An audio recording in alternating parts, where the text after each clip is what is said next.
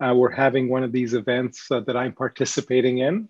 And it's really exciting to see so many prominent and knowledgeable people join and discuss this report. I want to refer for a second just to the title, right? Understanding Big Data, Data Calculus in the Digital Era. And I think one of the things that is sorely missing across the globe is a real understanding of the issues of the topics. There's a lot of jargon throwing, big data, AI, and so on and so forth. And what does it really mean? And how is it really used? And what should we be concerned about? And what should we not? So today we're going to have a discussion that continues along these lines. We have some fantastic panelists, including Long Chen and Bengt Holmstrom, Mike Spence and Chris Pisarides and James Dempsey, my colleague across the road at Berkeley, and Patrick Bolton and Jason Furman and Eric Maskin, Tom Sargent, and many others. So I'm going to start with the first person to talk to us, and that's going to be Mike Spence. Thank you, Steve, and thank you, Long. And greetings to everybody, wherever you are. I got lucky this time. It's actually daytime. This is an amazing gathering of scholarly talent and practical experience, and it's a real privilege for me to be part of it. And I want to take a minute and congratulate Chen Long and his colleagues for building a really important research institution in a startlingly small number of years. It's really an impressive achievement. There's prolific output, much of it available on the Luohan Academy website.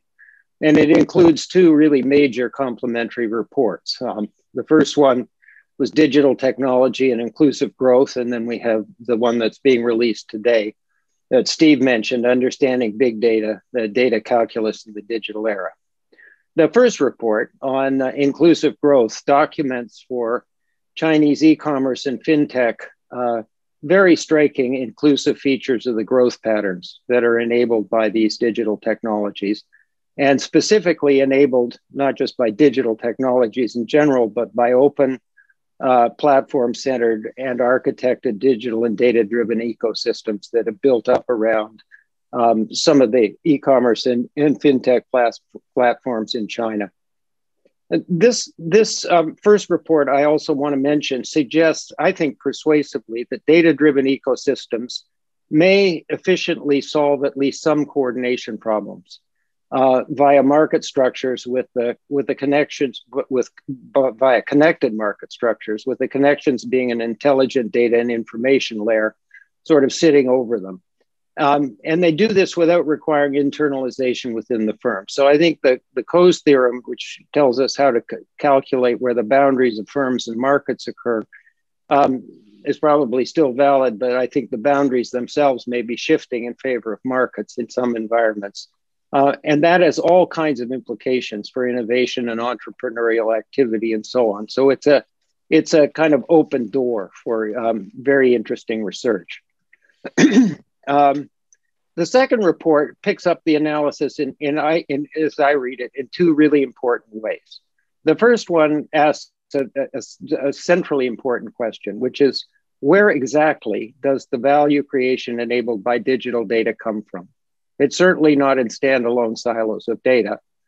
Chen Long will say much more about this in his tour of the report, I'm sure. But for me, the short answer is the value comes from flows and sharing, and from pooling in certain use cases. And the value is realized from processing data to yield valuable and actionable insights and predictions. And it does this in a stunningly wide range of applications or use cases, from science to health to education to e-commerce to finance. And I'm sure there will be many more as we go along this journey.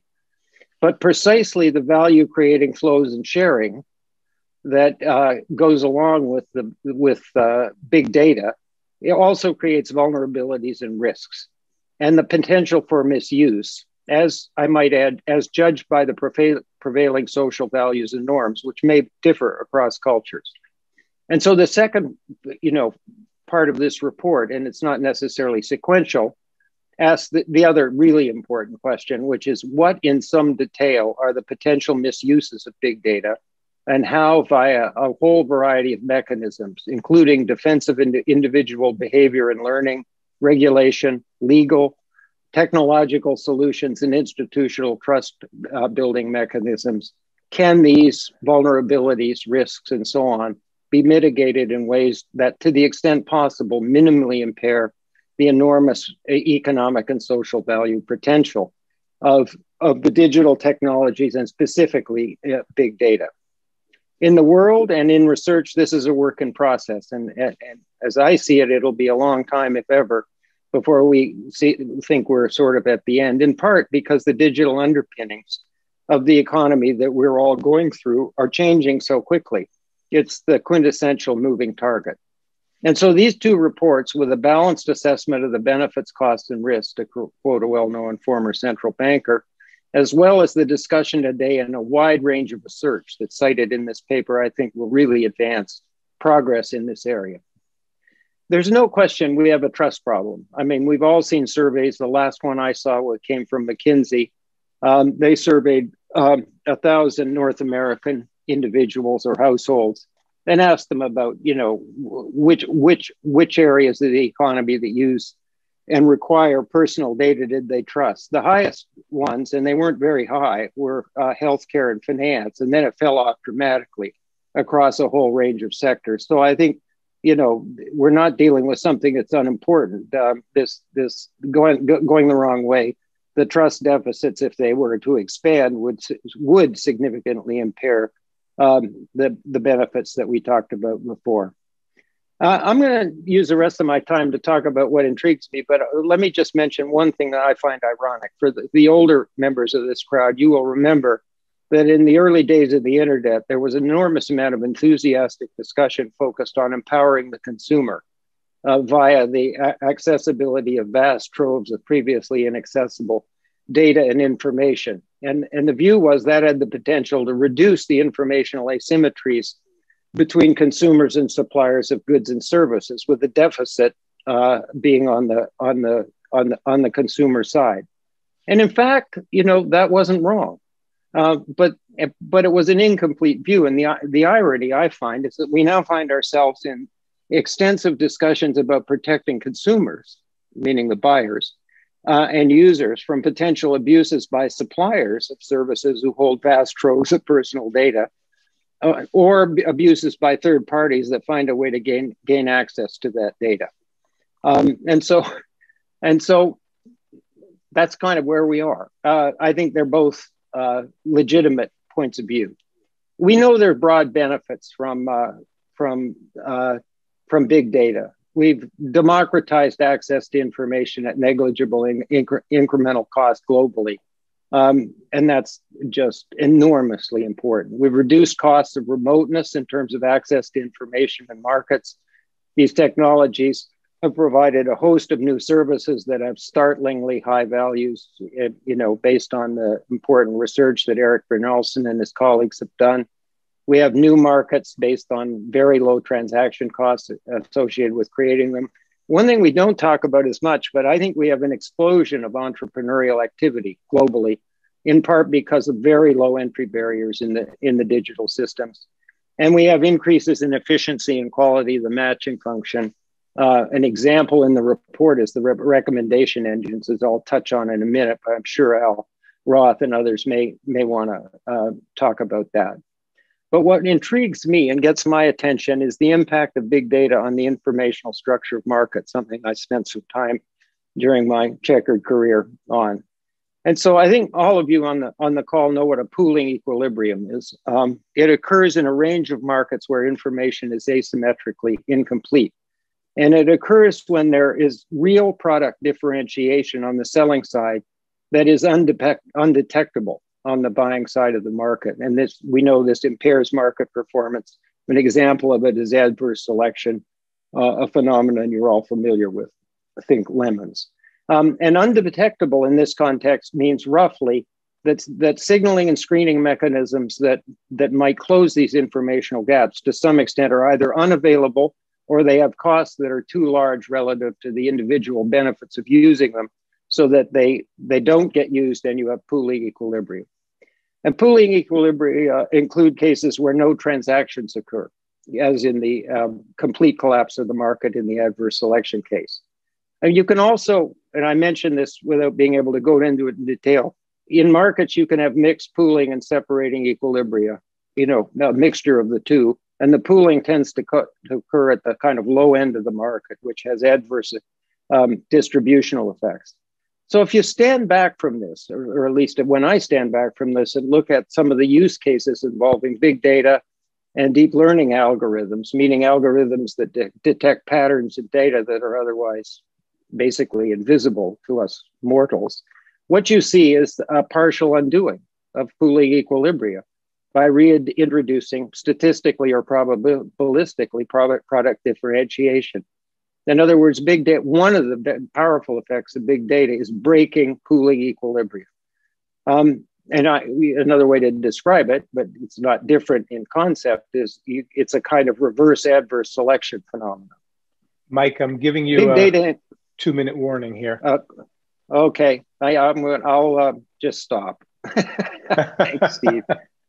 Okay. Big data in combination with artificial, in combination with artificial intelligence algorithms are new and relatively low-cost signaling or screening options is the way I think about it. And I think looking at it this way and thinking about it that way deserves some further attention and even some research.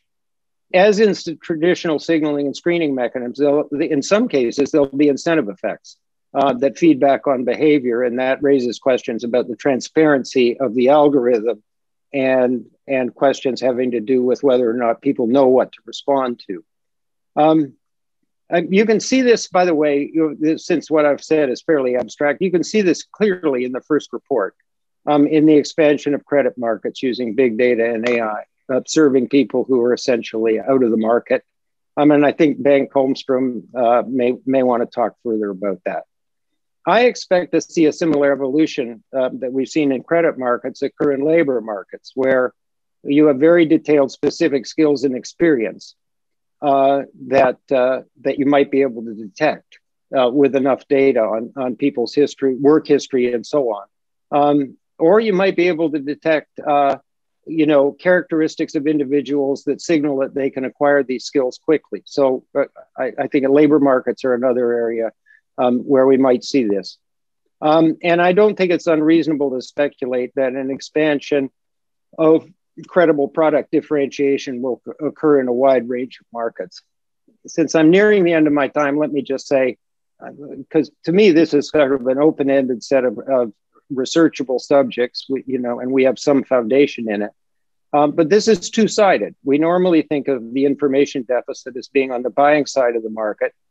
For insurance, we have to kind of flip it over and think of insurance as being a buyer of risk rather than a seller of insurance policies. But you can see from the report the very interesting discussion of recommendation engines and the impacts of withdrawing them in controlled experiments, that informational gaps and differentiation go both ways. In this case, sellers may not, in fact, they do not know the preferences of buyers. And the recommendation engines using the big data and use cases like it deliver on a business sort of mantra, which is know your customer. In other words, they help them target. And if you take the targeting away, you basically get something marketing and advertising and product recommendations that are somewhere between, they're pretty close to useless.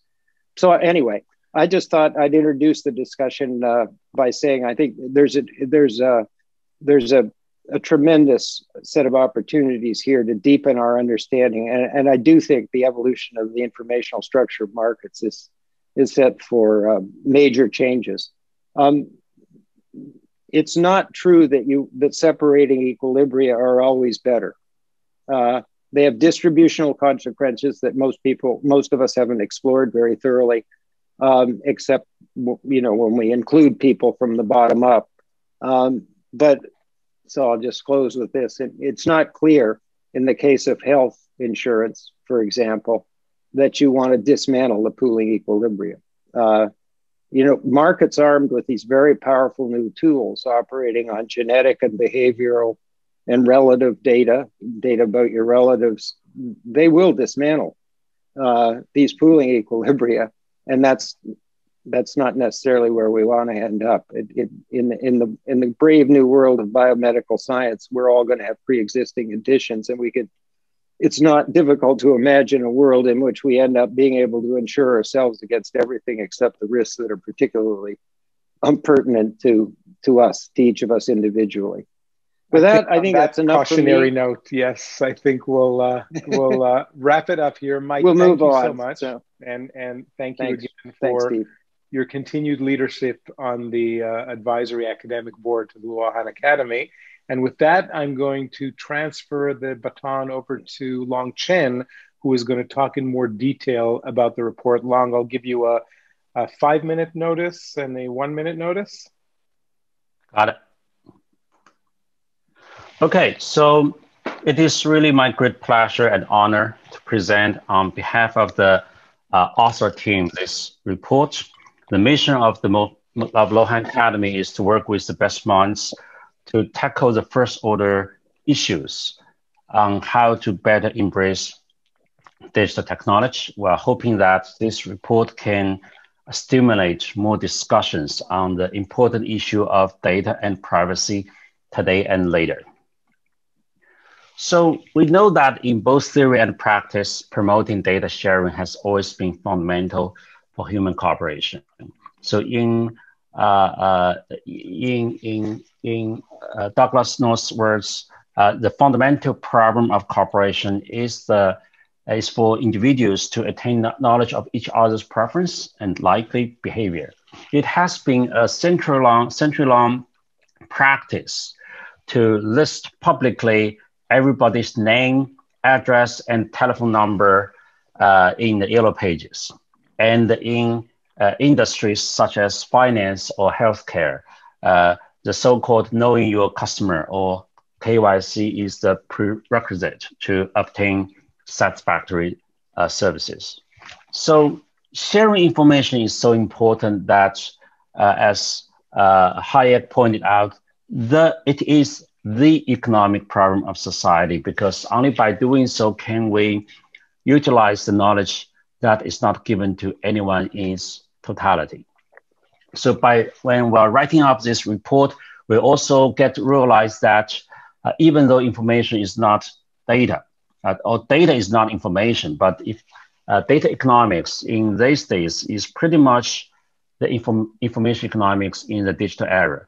And in that regard, so many great minds have explored how to overcome the obstacles of information. And many of you, including Mike Spence, Ben Holmstrom, Chris Pisaridis, Aaron Ross, Eric Maskin, and Patrick Polt, and many of you, great minds.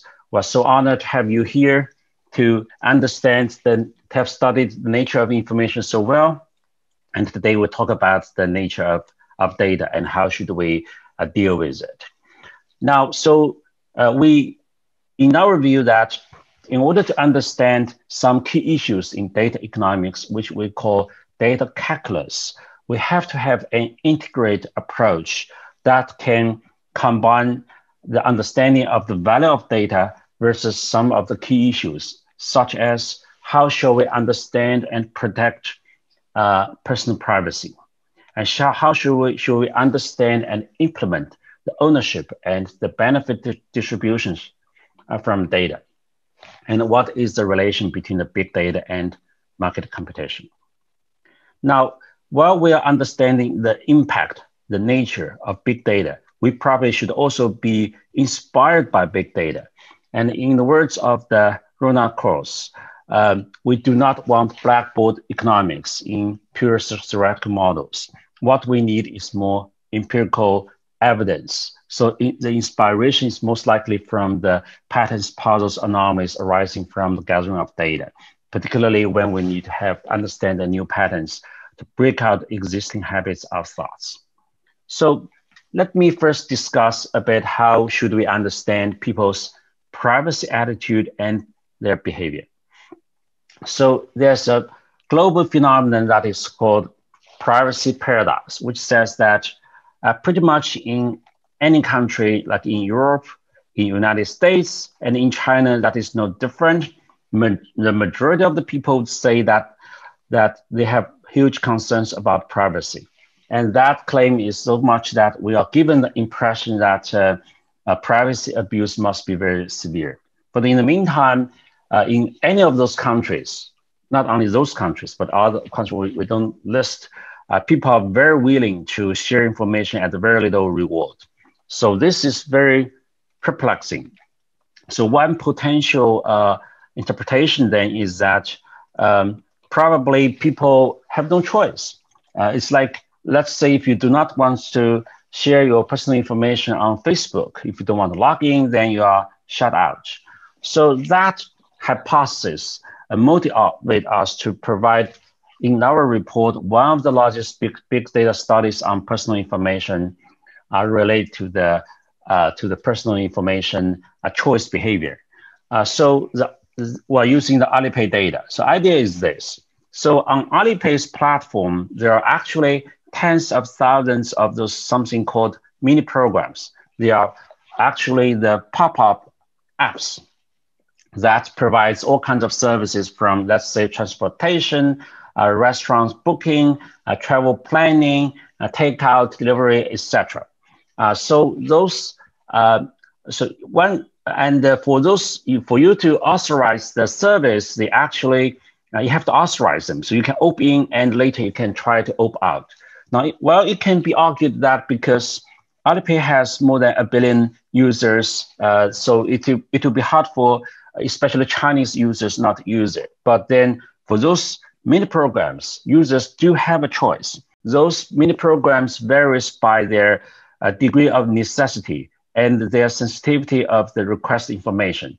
So then we can have a very interesting angle to study how hundreds of millions of people make personal information related choices when they do have options.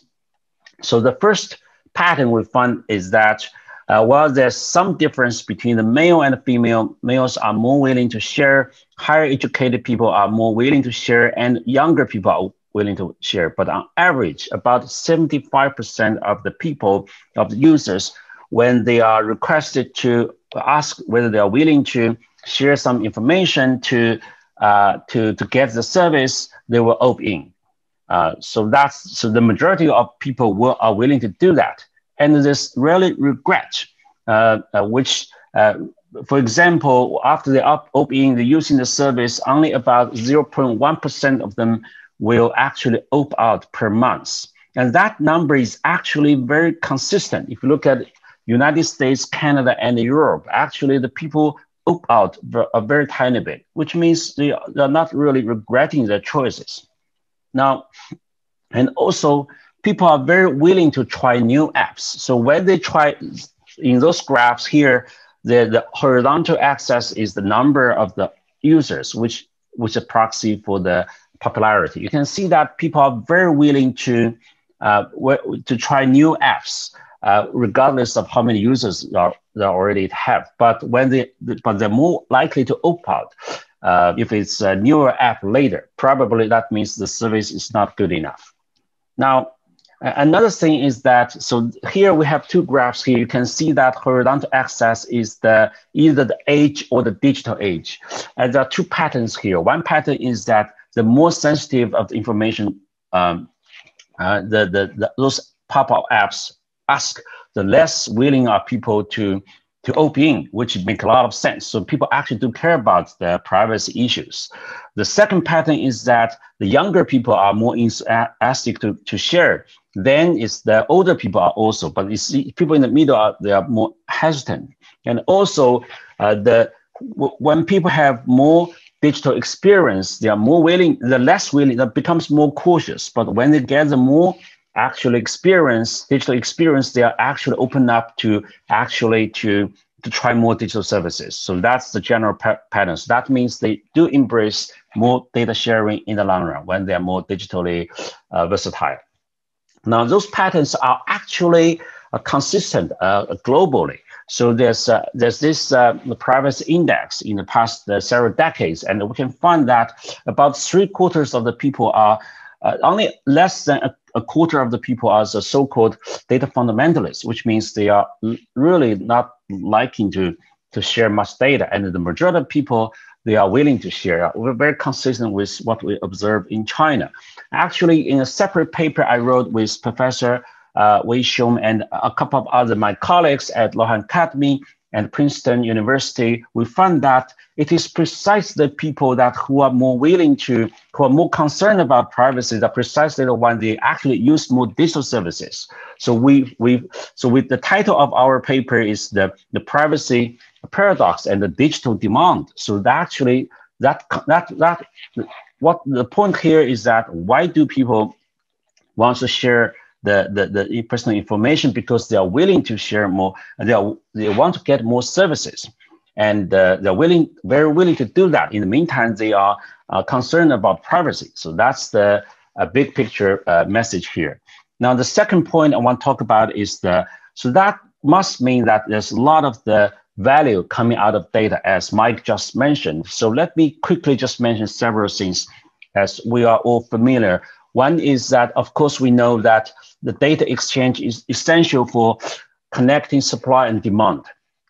For example, in the digital age, in the traditional age, usually a local store only serves people, let's say, within 10 kilometers. But now online, with the e-commerce, the average distance between sellers and buyers is about 1,000 kilometers. So that the traditional, the so-called gravity model was broken, and that means much more opportunities. So so the data exchange is essential for this to happen. And also data sharing makes us to be smarter in the area of finance, as some papers by Professor Yi Huang and his colleagues, and he's also online here.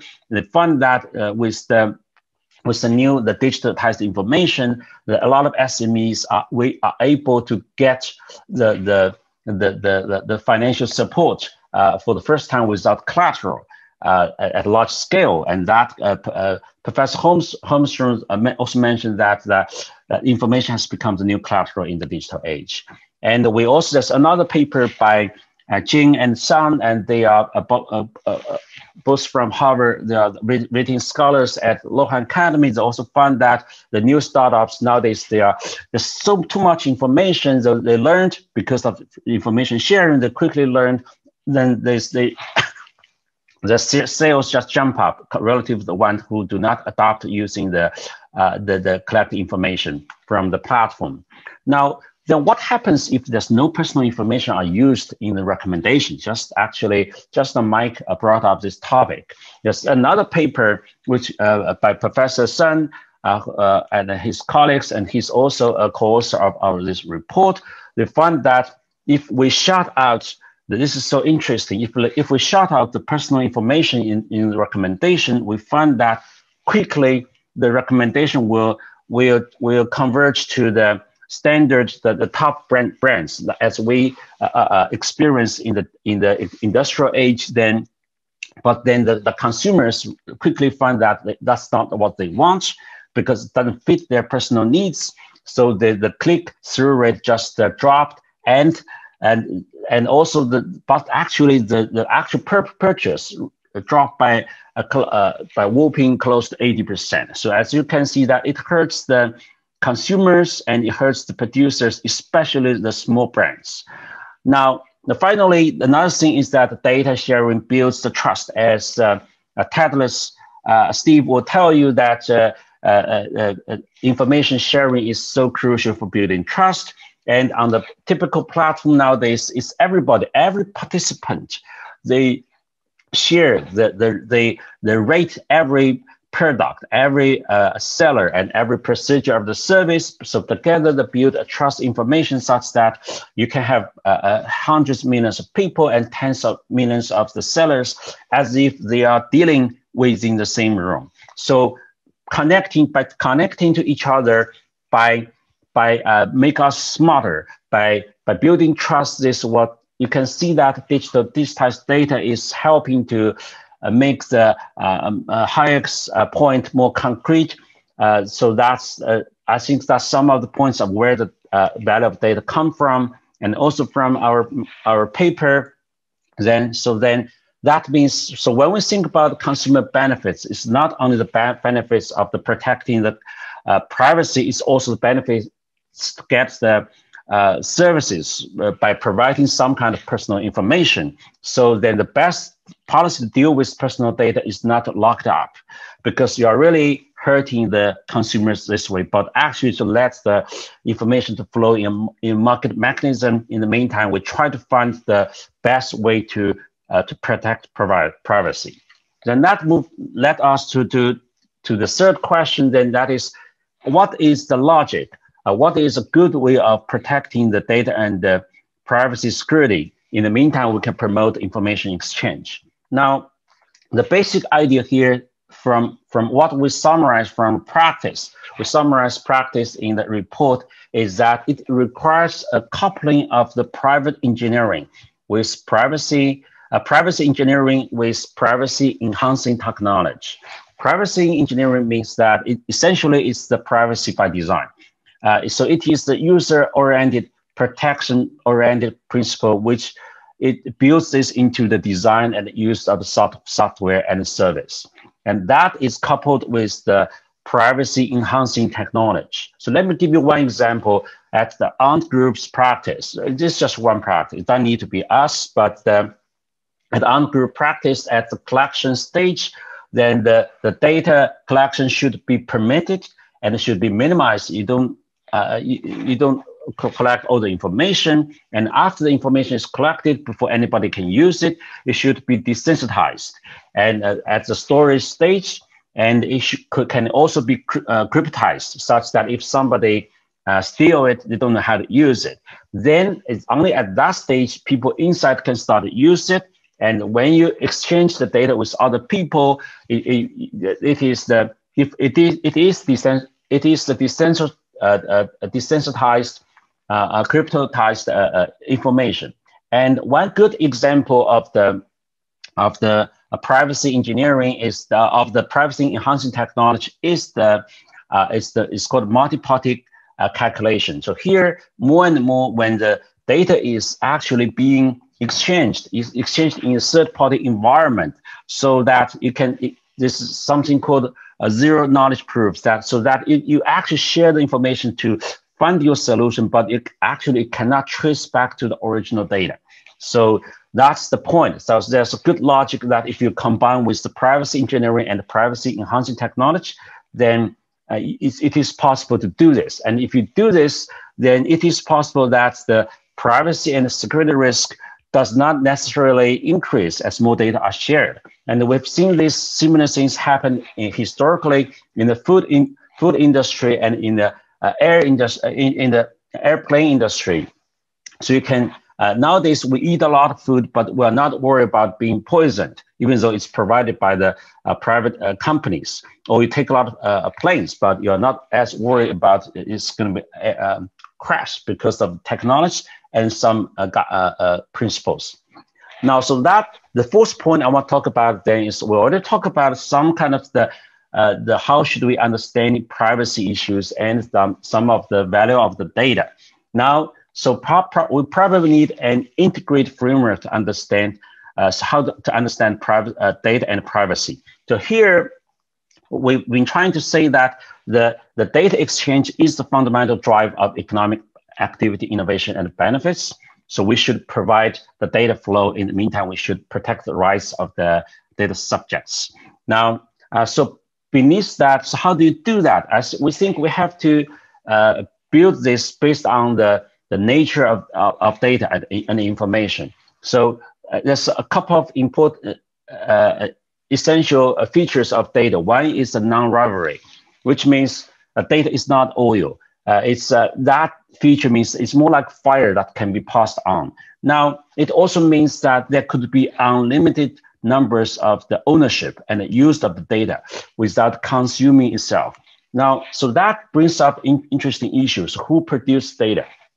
So in our view, then, that actually data producer are not necessarily the data subjects. For example, I'm talking, the information that I'm talking, I'm the data subject, is related to me, but that piece of information is being produced actually by all the participants today.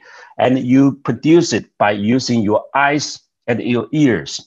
If you do not believe me, you can close your eyes, you're going to have a different set of information. So you're actually producing it using your organs. And so we have a lot of so you get that piece of information. So that the point here is that the data producers are not necessarily the data subjects. As a data subject, I have no... Long, I'm giving you your 5-minute warning. Got it. I'm getting there. So as the data subject, actually, I have no incentive or I did paid no cost to produce this information. I'm just talking. And so I'm not trying to just produce the data. So that's my point. So there's a difference between data subject and data producers. And finally, we believe another thing that we should pay attention to is the use case, because the value of the data and how data is produced is continuous process in a particular use case, or let's call it the real economic activities. Now, the second feature of data is that it's non-separable. The data subjects and the data producer are non-separable. So if we put those things together, that implies that probably we should not grant sole ownership of the data to the data subjects. You could have multiple versions of ownership. The point of protecting the privacy is more about how protecting is the privacy in when data is being used. And finally, we should have a market-driven mechanism that can decide how to distribute the benefits. And in the data sharing, everybody is already beneficiary of data sharing. Now, so let me move on to so that's like I do not have enough time, but that's the rough framework of how we think about the data. So and we find that in reality, the evolving principles of privacy protection are consistent with the data calculus framework. Now, we all know that there's this so-called fair information practice, FIPS, that is the building foundation for later laws and regulations on privacy and personal data governance, including the OECD guidelines, GDPR, and the CCPA. And the key point here is that none of them, now they're different in some aspects, but none of them is trying to lock up data or restrict sole ownership. They aim to promote secure and privacy protected data flow. Let me give you some quote. And as OECD pointed out, we're trying to harmonize privacy legislation, and while holding up such human rights, we're trying to prevent interruptions in international flow of data. And in FTC, back in 2016, they pointed out we're trying to maximize the benefits of big data while mitigating risks. And a quote by Peter Wing. He's the Chief Privacy Officer and Director of U.S. Department of Justice Office of Privacy and Civil Liberties. And as he pointed out, trust is fundamental to the efficacy of any institution. And the people can be blinded by a false choice that online privacy governance must either be a Leviathan state social control with an absolute sovereign, or a free market system based solely on private property rights. So that seems to be consistent with what we're trying to say.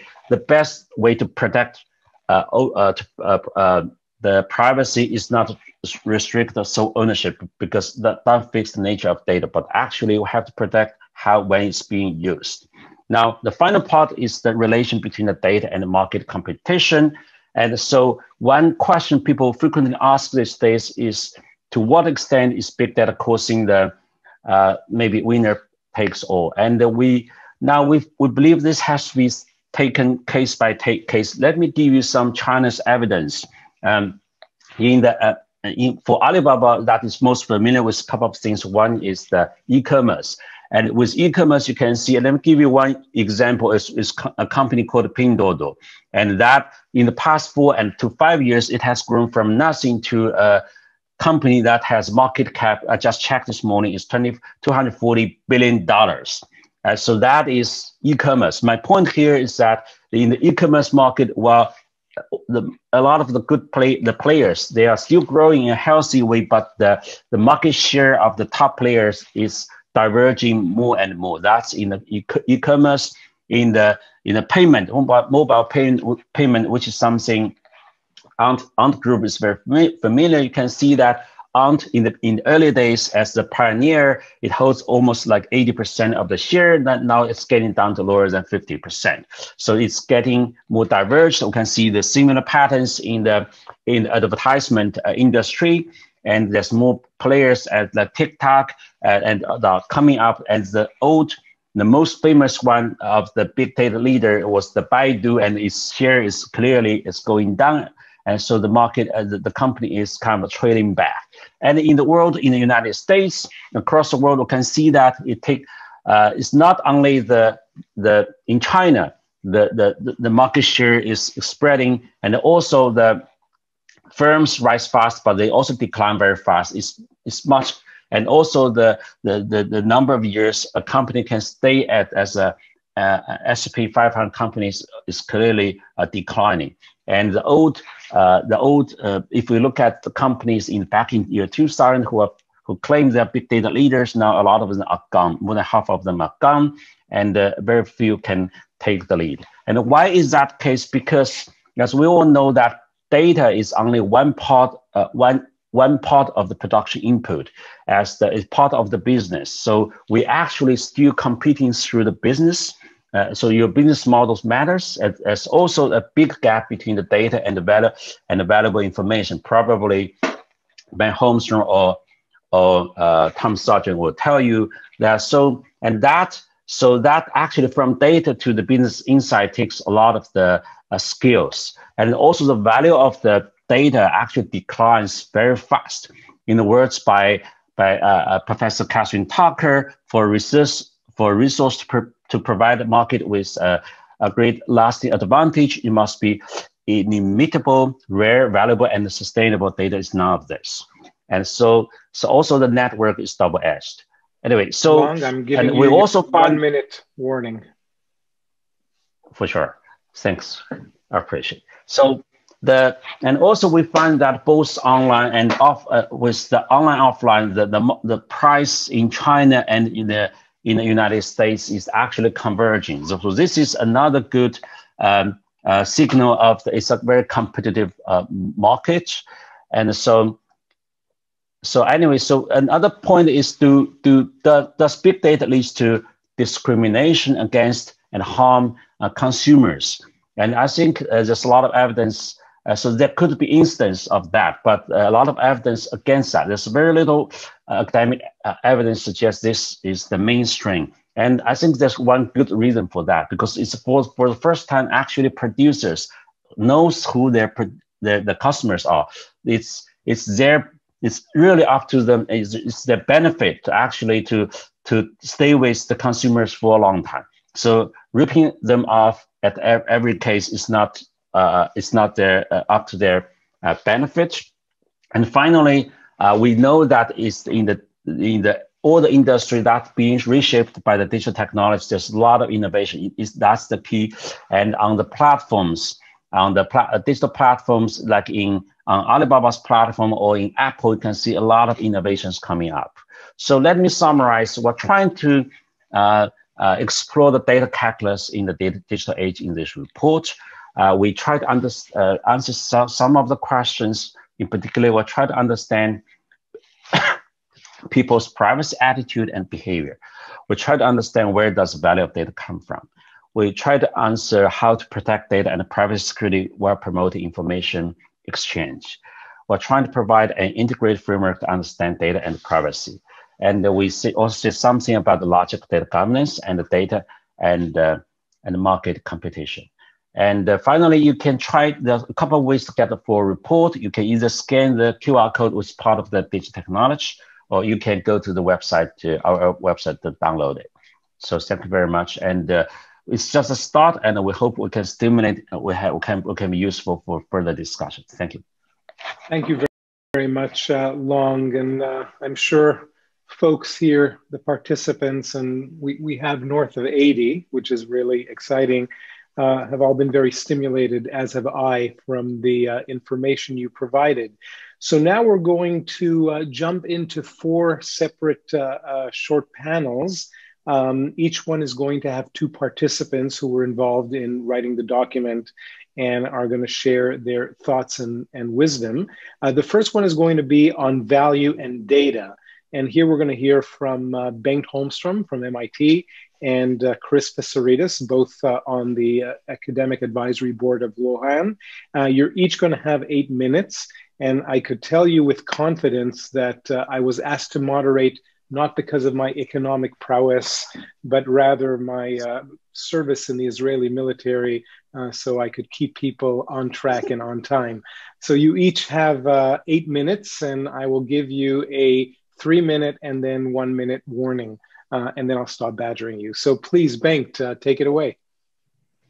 Thank you, Steve, and thank you for inviting me to this exciting conference. A lot of old friends and young friends also. So it's terrific to be here, and congratulations, Long, for organizing this and also the report. This is a very slippery subject and complex subject, and it's going to take a long time to make headway on it, but I think this is a good start. I entitled my talk very pretentiously in some ways. Value and data is meant to be a play on Hicks, value and capital, but I certainly have not. I think that's the challenge to get there. But the point actually is that data is becoming the central driver, just like one of the central drivers of value. It's becoming a form of capital. Mike alluded to the fact that one place where we see it quite vividly is that collateral is being in credit markets is being replaced by information.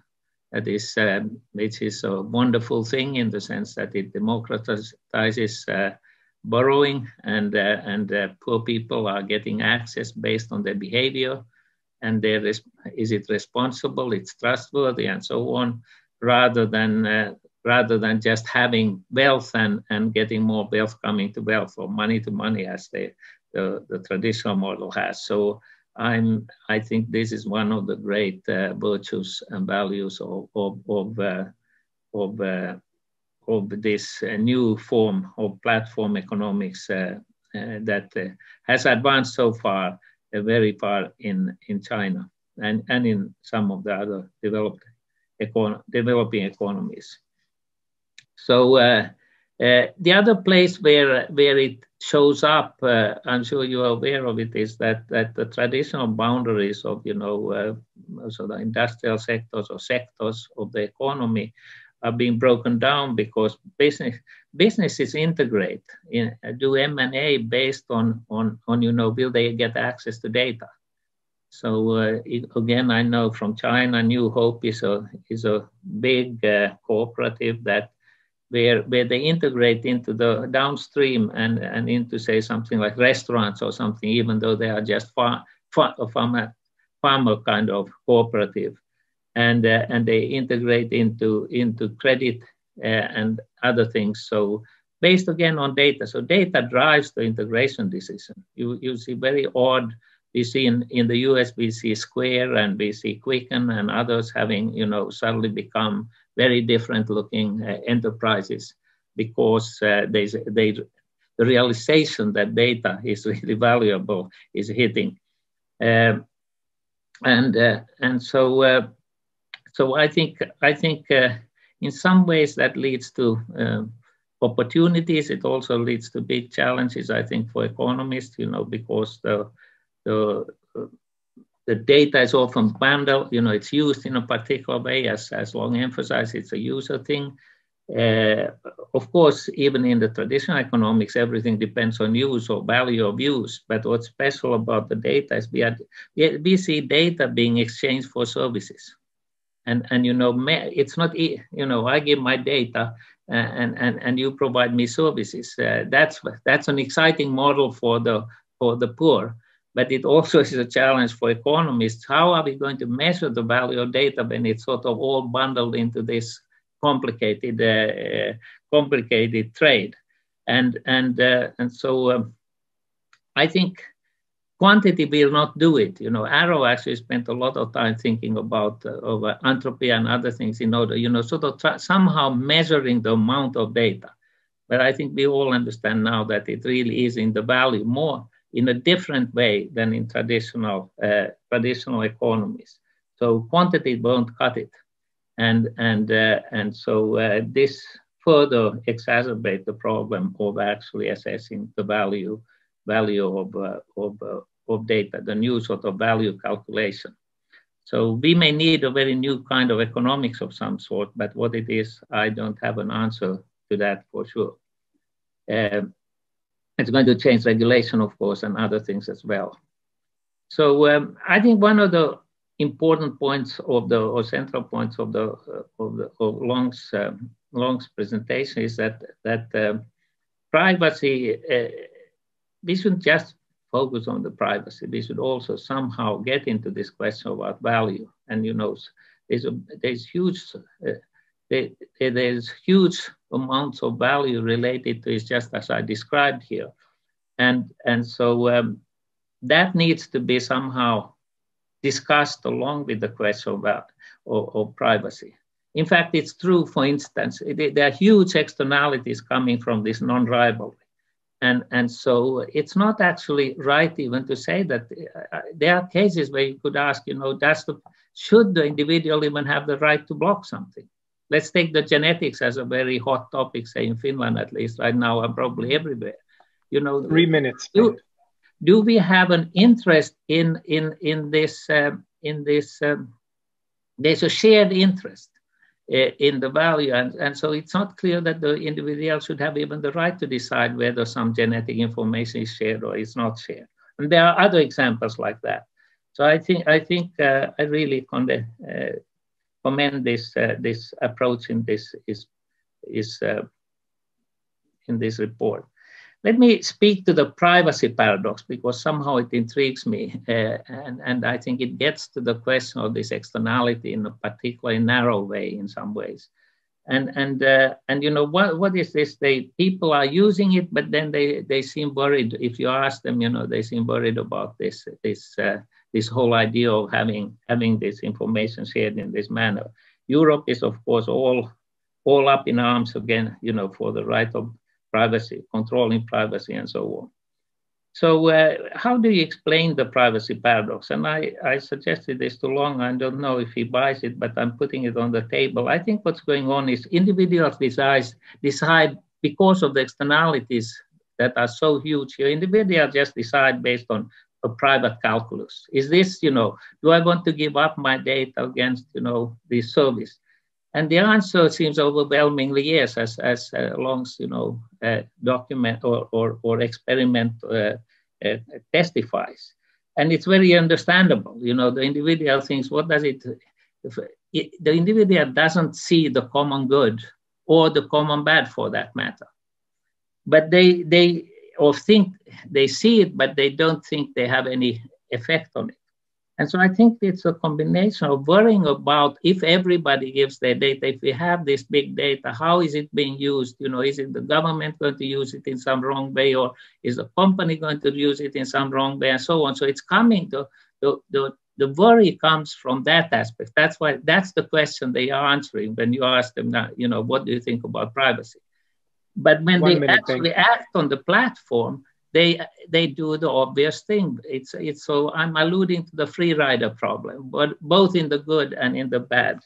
And I think that's in some ways useful. So that leads to my final point. I have many other points, but the final point I want to raise is I think a key question is how well do platforms internalize the externalities? And in what context do they internalize the externalities? I think that's the key question as far as I'm concerned. And because we know firms, in my view of the firms are big time internalizers of externalities. That's kind of a very broad view of the firm, but I think it's underrepresented in the literature, this view. And here it becomes the question, do platforms internalize? And, we have Friedman's argument about, can be applied to that question. But I don't want to put Friedman's alluding to the fact that you give shareholders all the right. Here, we give the firms a lot of rights. Firms are not democratic. They don't, they can set their own rules of the game. What disciplines them is exit. And in this regard, I think China is much further along than the US. US has these massive monopolies, whereas China has these massive platforms competing against each other. So to some extent, at least, consumers have better exit options, and therefore one might think that their platform economics is more efficient than what it is in the United States. I stop there. Thank you. Okay, thank you very much, Bengt.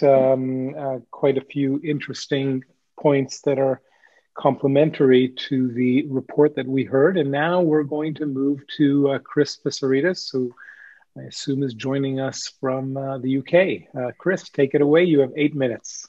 Thank you very much, Stephen. I hope you give me a 5-minute warning and I will be happy to. 7-minute warning, because I'm not looking at any time here. Okay, well, thank you very much, everybody, and especially to Long for steering this report through so many of us. It's a remarkable achievement, and looking at the final product now makes me feel proud to be part of it. Now, you heard about some general problems, difficulties that Bengt just described with the value of data and long summary. I'm going to switch topics a little bit and talk to you about search economics and the value of data in that framework. Now, I did learn a lot about value of data and other aspects of data from the report, but what's more maybe surprising and enlightening, it made me go back to my previous writings on search, and I looked at it from a new perspective in terms of value of data, and that's what I'm going to talk about. Now, search economics, as many of you will be familiar, we could say, without exaggeration, I guess, that it was founded on imperfect information, and the seminal piece of work that launched it was the 1970 Phelps volume, which has several papers on the imperfect behavior under imperfect information in labor markets, output markets, and various other things. And then there is a nice introduction by Ned Phelps to that volume, which says that let's move away, that the small cost of information and information imperfections make people decide in a way that takes us away from Walrasian economics and the law of one price.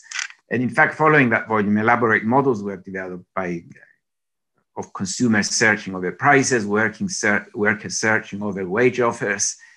And the objective at that time was to confirm more or less what Phelps was saying, and Stigler, we should be mentioned actually here as well, that under imperfect information and data that didn't tell you everything you wanted to know about products, locations, and so on, you get the law of one price breaks down, and you get a distribution of prices, both in output and labor markets. Well, when the Phelps volume came out, I was finishing my undergraduate studies in Britain at the University of Essex, in fact, when several people interested in imperfect information were there, including Bob Clower, who was a big influence. And then I thought, this is a good topic for a PhD. But then I soon realized that a lot of the exercises that were done at the time to look for price distributions were perhaps not the most interesting from the information point of view. I thought what was more interesting, especially in labor markets, was the heterogeneity of products or jobs and workers. In fact, Michael Spence hinted at that in his intervention, that jobs have many, many different attributes that are even very difficult to describe unless you experience them. And workers have many different skills, very niche kind of skills that can be applied to different jobs. And most of the search for a job, being a young graduate student at that time, I could tell from personal experience that what I cared about very much wasn't the wage. If I did, I wouldn't have gone into British academia. It was more like, we have gone just 1 mile down the road to the city of London and worked for a bank. it's more what type of job am I going to get, and it's going to give me the job satisfaction. So you have then 5 minutes, Chris. 5 minutes. Okay, I meant give me a 5-minute warning in the sense of 3 minutes left. For a moment, I thought I only had 3 minutes left. Okay, thank you. I follow directions, Chris. Yeah, no, it's my fault. I didn't express it very clearly. Thank you very much. Anyway, now the idea here then of search is that there are different types of jobs. So a worker cares about things beyond. It looks for a job and then takes the job that satisfies the minimum requirements that that worker might put in whatever job he or she wants to have. Now, this is exactly where the value of data comes in. Before the internet, when you are looking for these jobs, what you would do would be to go in your local market, see what jobs are available. In fact, at the time, and this was made in the 1980s, so just before the internet came on, I tried to read some literature about how people find their jobs, and in Britain at least, how the unemployed find their jobs actually. And in Britain at least, the biggest source of job information was the pub. Because if you were unemployed, you went to the pub to have a beer with your friends, to forget this misfortune you had of unemployment. You talked about jobs. And in fact, that provided more than 50% of job matches were based on information given in the pub. Now, as you can imagine, the value of information in the pub is valuable as it was to those taking it. It wasn't exactly one that matched skills with requirements of the job. Now, and therefore, there were many mismatches at the time, and the mismatches led to a lot of turnover of jobs. And in the theory, when we wanted to express that, we would draw what's known as the Beverage Curve. It gives you the points of equilibrium of a labor market equilibrium. It's a locus of points of equilibrium points, and it shows you the relation between unemployment and vacancies that coexist in equilibrium. And the distance, as it were, of the Beverage Curve from the axis, from the origin, shows the extent of mismatch, what we lose by not having enough information. Now, the internet comes along, search becomes easier, but there are still many mismatches because the cost of search over the internet is high. There is a lot of difficulty in describing jobs and people. So in the beginning, at least in the 1990s, when the sites for job search were first made it onto the internet, there wasn't much change in the Beverage Curve. You can go to Rob Scheimer's website, actually, where the first thing you see is the Beverage Curve, and you'll see that the Beverage Curve didn't shift very much when the internet first came along. Now, suppose though now, instead of just firms saying, I have a job, just declaring what job vacancies they have, I write, as a job applicant, I write my history of jobs on the internet. Firms write their history. I write what I like to do, what qualifications I had, formal and informal, describe in many ways what I did, and the company— 2 minutes, Chris. Their mission, what workers they have, what kind of history they've had in terms of investments and so on, then that immediately gives you a lot more information, and that would improve the matching. I have to say, we still don't know how to describe, how to present this as good data as possible, and there are still mismatches, there are still jobs that are taken without with such insufficient information that they're given up after a while because they don't satisfy either side. But there has been an improvement. Now, what this information does is that it narrows down my search domain, where I'm searching. Therefore, it cuts down the cost of search. Job satisfaction should improve. In other words, my reservations of what's minimum acceptable rise. I get what looks like a better job to me. As a result, I'm less likely to quit, and the firm is more likely to want to keep that worker, me, or whatever. And what's the implication of that for the labor market equilibrium? Well, if you look at it as a Beverage Curve equilibrium, the coexistence of vacancies and unemployment, we should be observing less unemployment for any given quantity of vacancies in the market. In other words, the beverage curve should shift in. And we have been observing that to a large extent. The level of unemployment as a result in equilibrium should be lower. The natural rate of unemployment should be falling. And again, it has been falling. You need a lot more to prove that that's why it's due to the data, but at least the trends are going in that right direction. There should be less duration of search because I narrow down my search and therefore I find a job quickly. That's especially true of young people who are the ones who do the job shopping in the absence of information. That all that job turnover and job shopping by young people should go down. That's something that, as far as I know, it hasn't been tested very well, although on average job turnover is going down, but there are many factors that are mentioned as the causes behind that, and that's both in the United States and other countries. And I assume you'll be wrapping up now, Chris? Yes, and one final thing, which is so difficult, I don't know the answer, so it'll be very quick. What's the value of data and all that? Well, there you've already heard Ben saying how difficult it is to measure it. I mean, just think of the value of data. It's virtually impossible to measure that value. First of all, we have the extra output that is due to better matches. Matches are more productive. Second, we have the lower unemployment. So unemployment is very costly to people, as we know. There is a fiscal cost for unemployment benefit that should be added onto the value of output. Then we have the lower turnover of labor within the firm. The cost of turnover is high, as we know, at least it's positive. And if that's reduced, that is value of output. By the time we calculate all those things and add them all up, you need enormous resources, but my feeling is that it's more than what we think. And in fact, it would be good for a graduate student to start measuring that, taking one thing at a time. For example, measure by how much job mismatch has fallen and how much output have we gained because of that. And then take one step at a time just to give us an idea of how valuable data is or are. Thank you very much, Steve. I stop here. I don't know if I've done my 8 minutes or what, but. You got those and then some, but thank you very much, Chris, for your thoughts.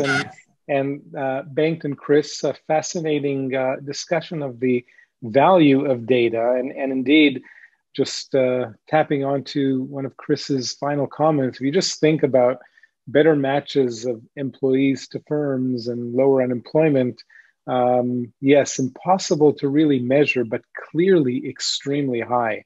And I love how Chris did what I only recently learned how to do, which is say, oh, and some graduate students should go and work on that because that's really the best way to make progress. So thank you. And we're going to now move on to the second topic panel. And this is going to be about rights and ownership. We're going to have Patrick Bolton from Columbia and Jim Dempsey from Berkeley. And each will have 8 minutes. I'll give you a 3 and 1 minute warning. So take it away, Patrick. Thank you, Steve. And thank you, Long, for including me in this report. It's been a privilege to participate in it. I've learned a lot. Now, in the interest of time today, I prepared a few slides. So let me share my screen. And what I'd like to do in my 8 minutes, allotted 8 minutes, is not really repeat the excellent summary that Long made, but I would like to add a couple of additional thoughts that I took away from the report, made me think a little further. So before I get to these couple of thoughts, let me just tell you quickly what to me are some of the key takeaways from the report. Just reading off the screen here, what we learned from the report is just how the digital economy and big data have dramatically brought down informational barriers to trade. It's always mind-boggling to come back to the basic data on that, see how much digital economy has changed things. And it's both reports really make a strong case that it's never been easier to provide service based on shared information, that information sharing is at the heart of the digital economy. In the second report, we had a really excellent analysis of the privacy paradox, the value of data integrity, and especially, I thought, the big data exercise based on Alipay was incredibly insightful. And what we learned from that, what's been said before, is that data production is a public good, and that raises its own sets of questions when it comes to privacy and privacy protection. And here I would like to say what Bengt Holmström said earlier. This is a slippery subject. And it's a slippery subject because we understand that privacy protection, more privacy protection, isn't for free. We have a really fundamental result from information economics, the Meyerson, that's due to Meyerson, Satterthwaite, and others. What this result tells you is that if you have freedom of contracting with private property protection and private information, then you're going to get inefficient trade. That is, the twin prerequisites of incentive compatibility and individual rationality will give you inefficient trade. And the problem is that if you have individual rationality, essentially you have two monopolists or more, depending on how many parties there are to a trade, that are trying to make a deal, each extracting some informational rent. No wonder you're going to get inefficiency. So in light of that basic observation, the slippery question is, how much privacy protection do you want, and how should it be protected? And here the thought I would like to bring to the discussion is a very helpful distinction that's been introduced by Calabresi and Melamed between property and liability rules. So a property rule is essentially one where you cannot appropriate anything without consent. So you cannot appropriate information without consent of the subject. And liability rules, however, allow for appropriation against adequate compensation, even without consent. There's a large literature based on property and liability rules that basically point in the direction that you can get greater economic efficiency under liability rules. So based on that literature, you could ask, should privacy be protected by property rule or property rights? And really, this brings me to the ubiquitous take it or leave it consent requirements now that we have thanks to GDPR. Is this the approach, the right approach to protecting privacy? And we've already heard about the privacy paradox, the free rider problem, and so on. And so we know there are problems with these consent requirements, but I would like to argue that there are more than problems that have already been made out in the discussion today and in the reports. So one other thing we learn about property rights is that is the numerous clauses principle. So basically, you cannot have a property right on just anything. The rights that are given to you under property right laws are finite in number. That's what the numerous clauses principle means. So why is that relevant to our discussion? Well, one thing that's really not been thought through carefully under GDPR is the privacy policies that you need to consent to when you click a button, you go on a website, and you have to agree. There's no constraint put on any of those policies. And that's just not adequate. That's one important reason why consent doesn't mean much, and as we all know. So really, how do we think about privacy protection if it's not through a property right, if we don't require a property rule or consent? Well, what I want to put on the table here is that we really want to think of privacy protection by platforms in terms of platforms as data or privacy fiduciaries. That they, here the analogy I want to draw is with physicians, accountants, consultants, other traditional agents. These professions have developed norms of information integrity and confidentiality, and they're subject to liability rules. So that's perhaps a more effective way, productive way of thinking about privacy protection. And I want to close by highlighting how principle 1 in the report, to those of you who get to the very end, you'll see the 3 principles. Principle 1, I think it makes a case for such an approach. And let me read it to you. Data ownership by data producers, including data produced by subject as producers, should be predicated on data integrity, anonymity, and especially the protection of personal and societal privacy. Now, I have other comments, but I know my time is up, so I will stop here. You even stopped 15 seconds earlier, Patrick. So thank you very much. And thank you for pointing out Principle 1, which indeed seems like an extremely useful guiding light in how to move this ball forward. And now, Jim, please take us to Berkeley. Steve, thanks very much. And Luohan, good to see you again. Delighted to be here today. Hello to everybody. Good morning, good evening. Yeah, Eric, hey, good to see you. Congratulations, Luohan, really, on both the overall achievement in creating the Luohan Academy, as well as in producing this latest in a series of reports, and of really opening up the Ant Financial or Ali data reserves to research, which I think is critical. So I really appreciate sort of the openness that you've shown here. So there are a couple things about the report that I particularly liked and particularly want to call out in terms of privacy.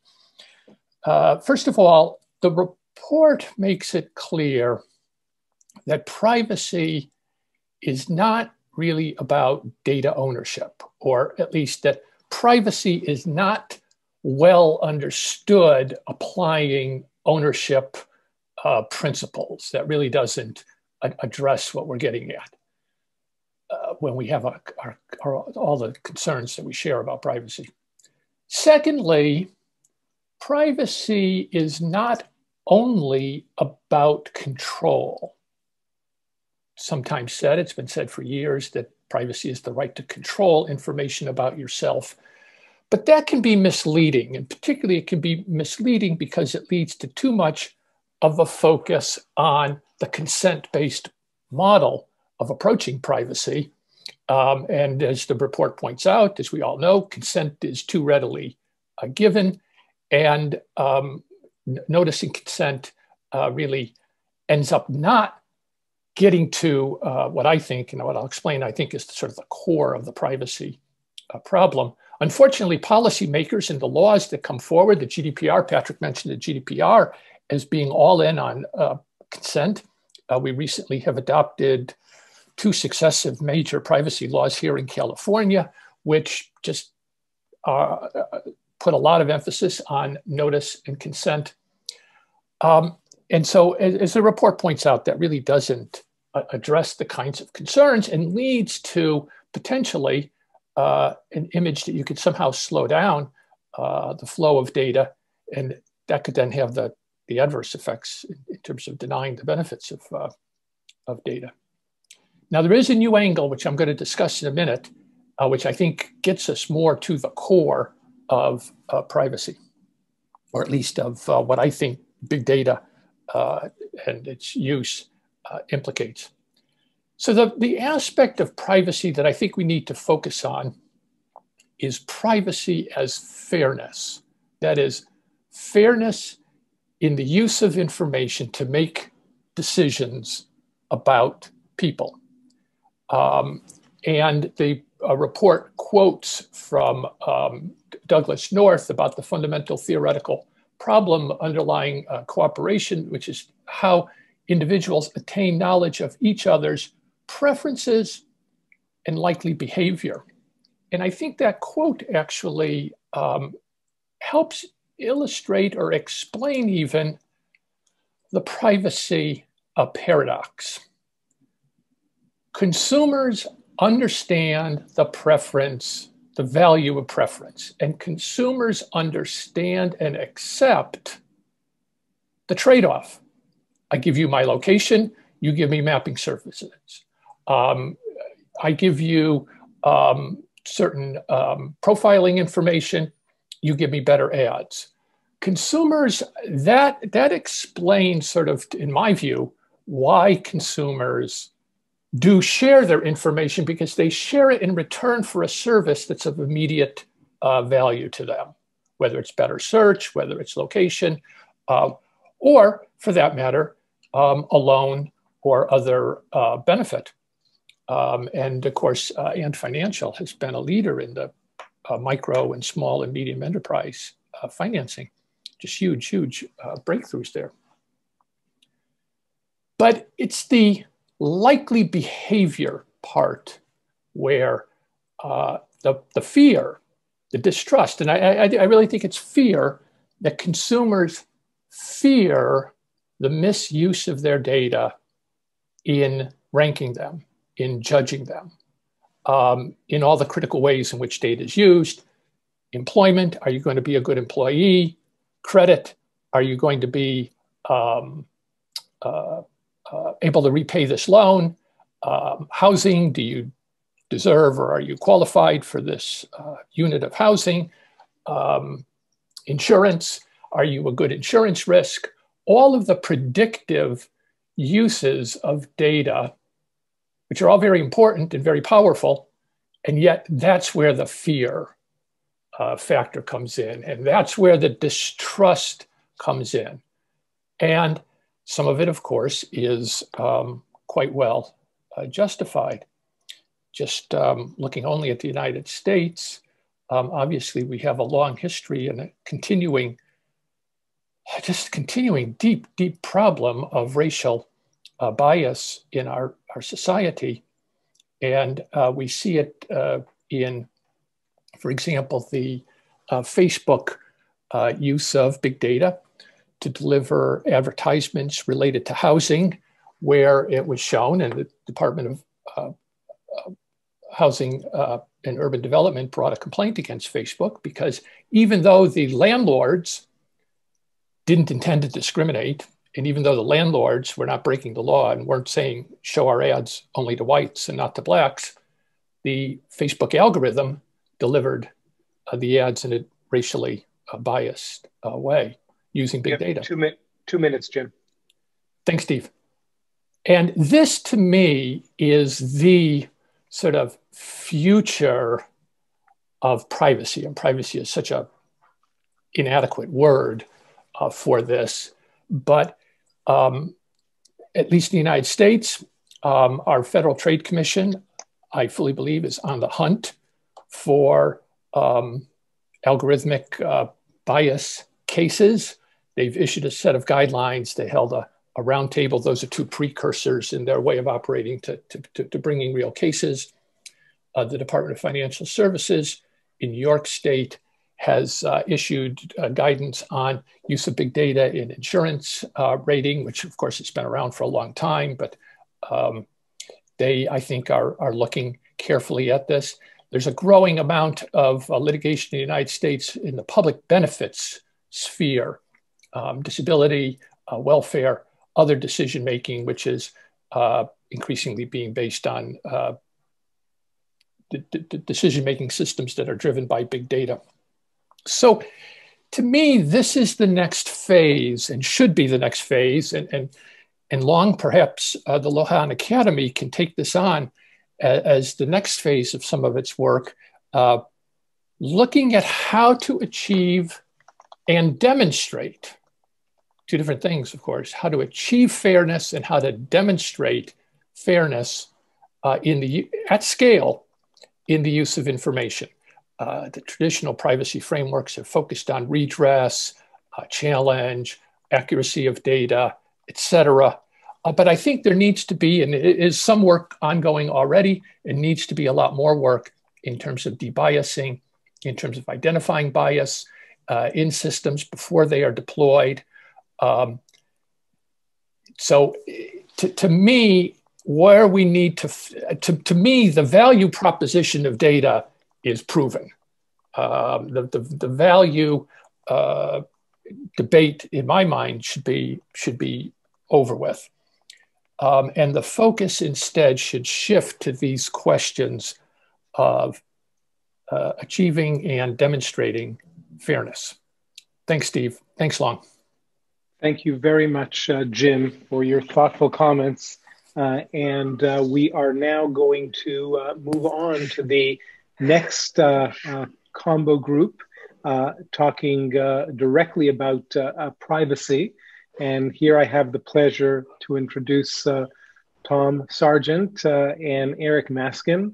Tom, who always asked me hard questions when I was his colleague at Stanford, and Eric, who, thanks to him, I'm here because he was my PhD advisor. So again, each one of you will have 8 minutes, and I will give you a 2-3 minute and 1 minute warning. So thank you, Tom. Take it away. Okay, thank you. And thanks, Long, for this. I just mentioned I'm trying to learn about from this report and associated things. So here's something that this helped me learn about. There's a literature among data scientists called Differential Privacy. It's both useful and beautiful. You know what the game is to construct queries that are invariant to removing people from the data set. And the general idea is to figure out how to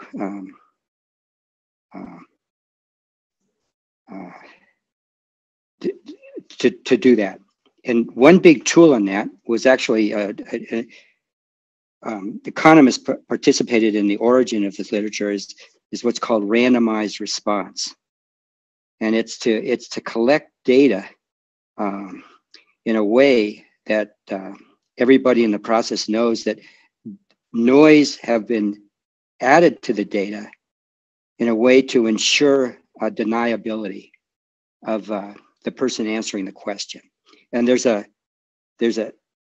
I put a plug for a paper. There's a paper by an economist, Lars Lundquist. It's in JASA 30 years ago. It's called The Unified Approach to Measures of Privacy in Randomized Response Models, a maximum utility approach. And it's basically a simple mechanism design problem. And that's been embraced. So that literature focuses on trade-offs, and there's an associated literature. You know, the whole game in this thing is to cope with these trade-offs and to calculate to provide upper bounds on certain kinds of risks. So another thing that I was drawn to and that's learned and that people are using is what's called secure multi-party computation. And this is related to some remarks previous people said about ownership. The idea here is to have joint ownership. This uses shared governance and shared ownership. It uses cryptographic math. And you perform computations while data are encrypted. And all this is people at DeepMind are using this. There's Python programs that are built on PyTorch. And the whole spirit is to use data and to learn from data that you don't have access to.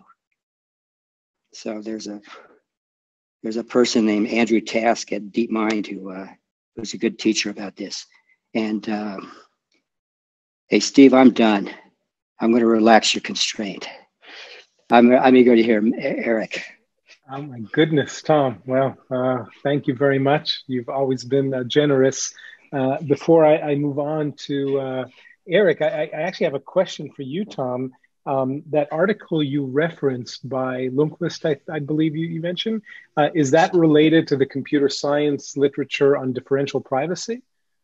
What I view it, okay, so what it is it's a founding, the key word in differential privacy is called randomized response. Right.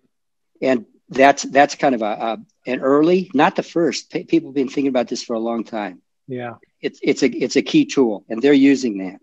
And kind of another remark is, so adding noising to data to ensure deniability. Yeah. It's a beautiful idea. And it's the opposite of Sims's rational inattention. And the math looks very similar. I'll just stop there.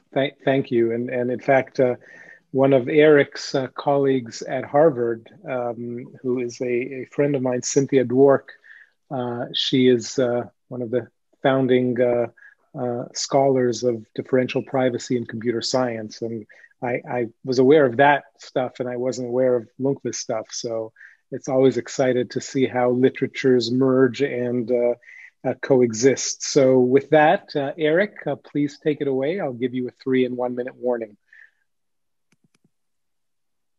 Well, thank you very much, Steve, and many thanks to Long and to the Academy for a valuable report, and also for organizing this conference today.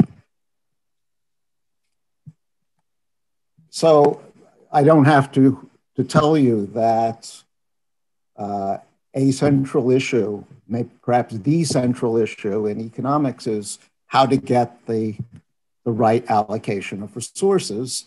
And one reason why this is a non-trivial problem, of course, is that the data needed to determine the right allocation is not always in the public domain.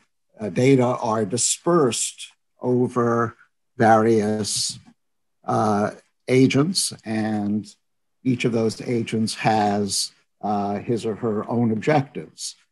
Now, I've been fascinated by mechanism design for many years. One major task of mechanism design is how to get the right allocation despite this dispersion of information. One issue that arises is that mechanisms, even very common mechanisms, can run into serious privacy issues. And to make this point, let me concentrate on a simple example, an example which is probably familiar to many of you. Let's imagine that there's a government that has a radio spectrum license, and it wants to allocate this license to one of several telecom companies who are interested in the license.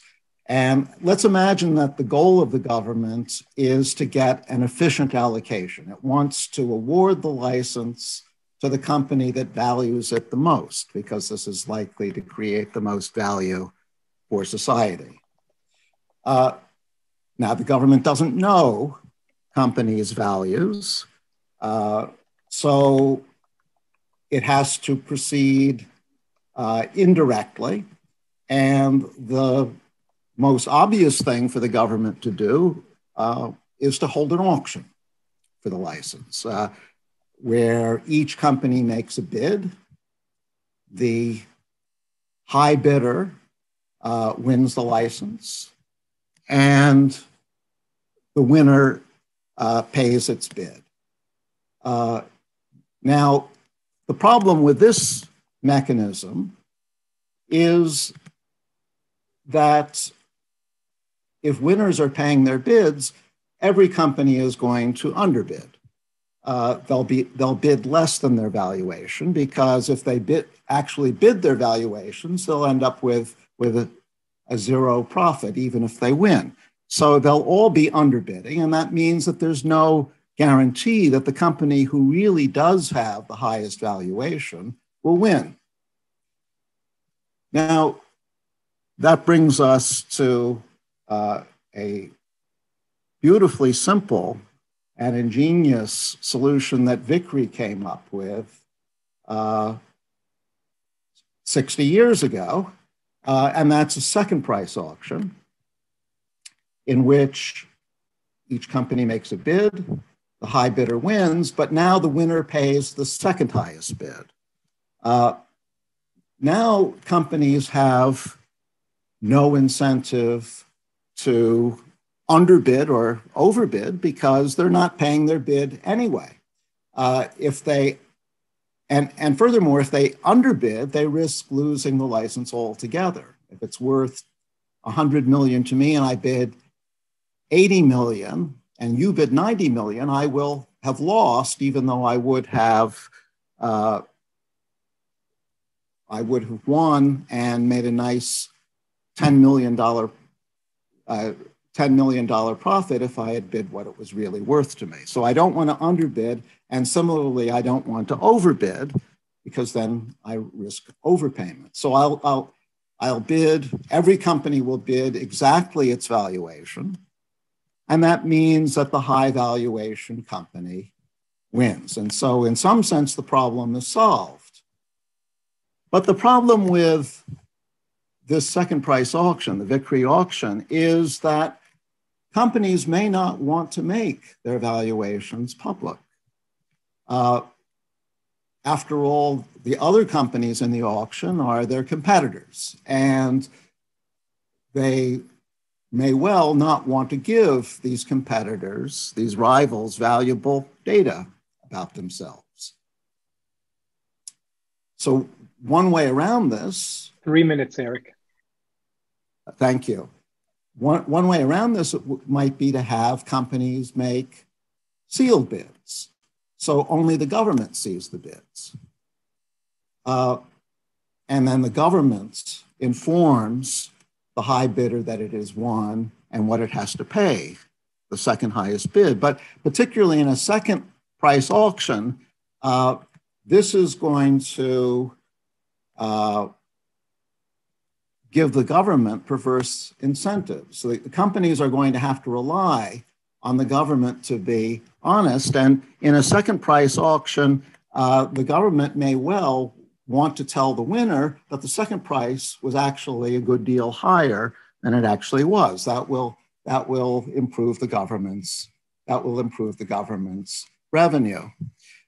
So recently, there have been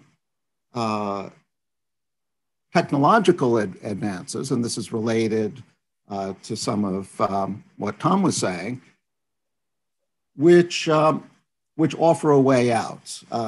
Blockchain and cryptography offer a solution that preserves privacy. So the idea is to continue to use the second price auction, but have the bidders post their bids in an encrypted way on a public website, and then arrange the decryption keys so that bidders can indeed check whether or not they were the winner, and if they were the winner, what the second highest price was, but no names are attached to any of this data. And even the winner learns only one other bid, namely the second highest bid, and not what all of the other bids were. I think this technology has a great future in these sorts of mechanisms. I think we will be seeing such mechanisms, technological mechanisms, increasingly used. And in my view, that's a great step forward. Thanks very much. Thank you very much, Eric. And now we're going to go to our last invited speaker before we go to the open session. I do want to acknowledge that we're a little bit behind, about 15 to 17, 18 minutes, but hopefully that will still leave us enough time. Jason needs little introduction. One of us that has straddled academia and policy in ways that few have. I also like that I'm kind of sandwiched between Eric and Jason because probably close to 30 years ago, Eric taught microeconomics to me and many others, and I was the teaching assistant who helped Jason go through some of the stuff, and I hope I was useful. So Jason, take it away. Great. Well, you can be the judge as to whether or not you were useful, Steve. I will stay within my 8 minutes, and I don't need a reminder until it's too late. Have a few slides to share. This is the market for beer. This product is much older than any of the digital products we're talking about by several millennia. In the United States and around the world, most of the beer we have now is made by two companies, Anheuser, Busch, InBev, and Heineken. This consolidation is something we've seen in a wide range of industries throughout the economy. As I hope I learned correctly, saying increased concentration could mean that there's more competition, that Walmart comes in, it's really efficient, it drives others out, and there's more competition. But it could also mean less competition if it's the result of less antitrust enforcement, greater regulations, other barriers to entry. I think in some sectors of the economy, it's pretty clear that the increased concentration is good. In the retail sector, which is in blue, you see more concentration, but you see lower markups and big gains in efficiency. In the healthcare sector, I think that's an example of a problematic increase in concentration in the United States. You see a similar increase in concentration to retail, but you see larger markups and very few gains in efficiency. Broadly speaking, hospital mergers let you raise prices. They don't actually let you do anything a whole lot better.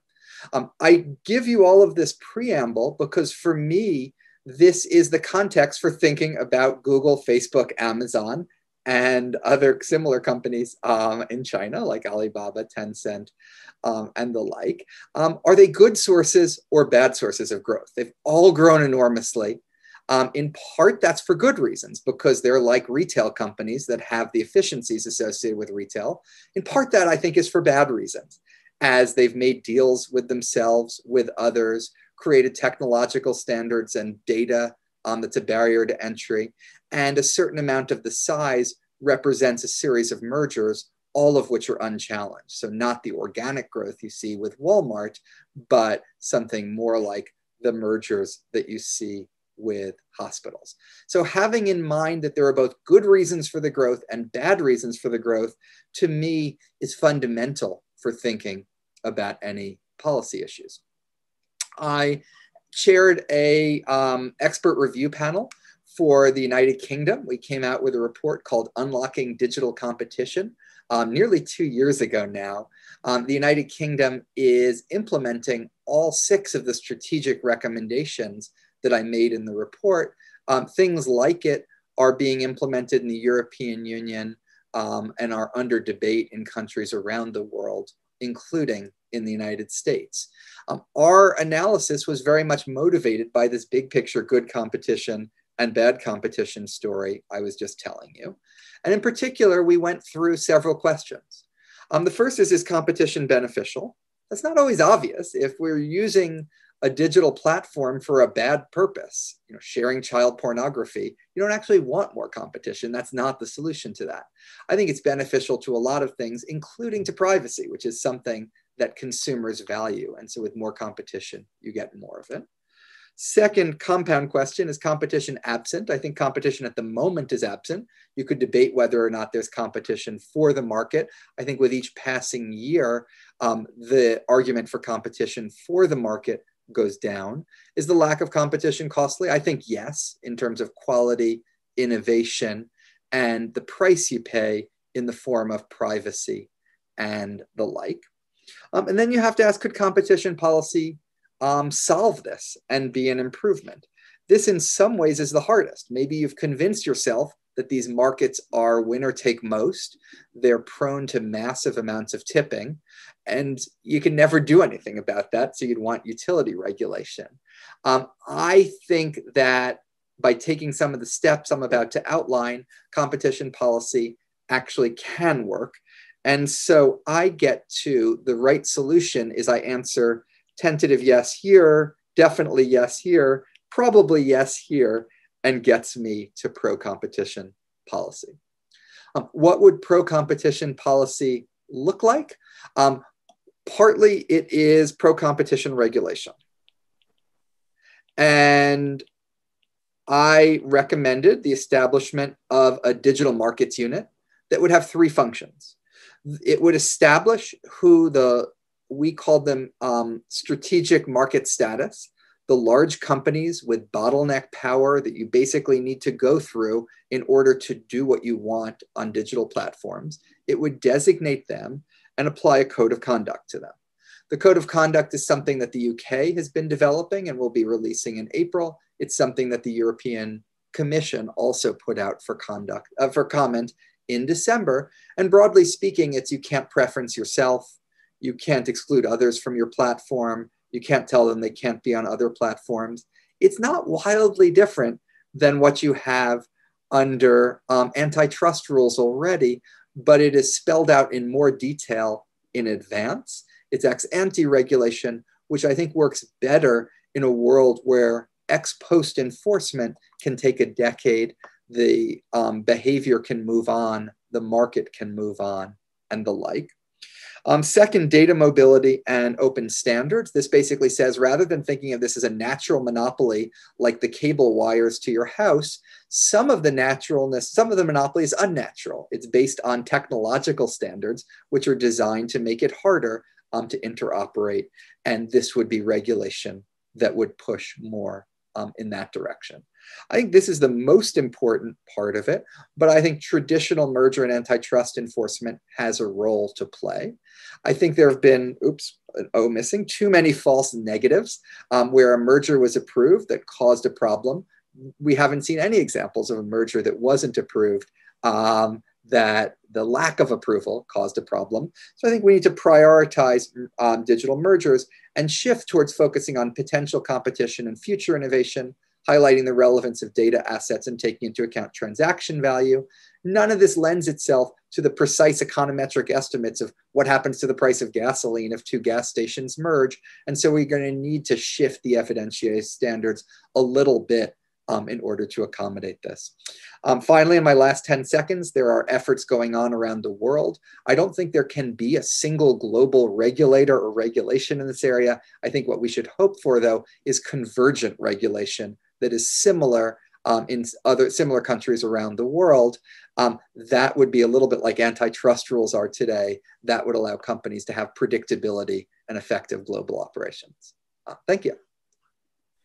Thank you very much, Jason. You actually gave me 30 seconds back, so you were indeed accurate. And if I need to take credit for some of what you said, then that makes me very proud. So thank you for that.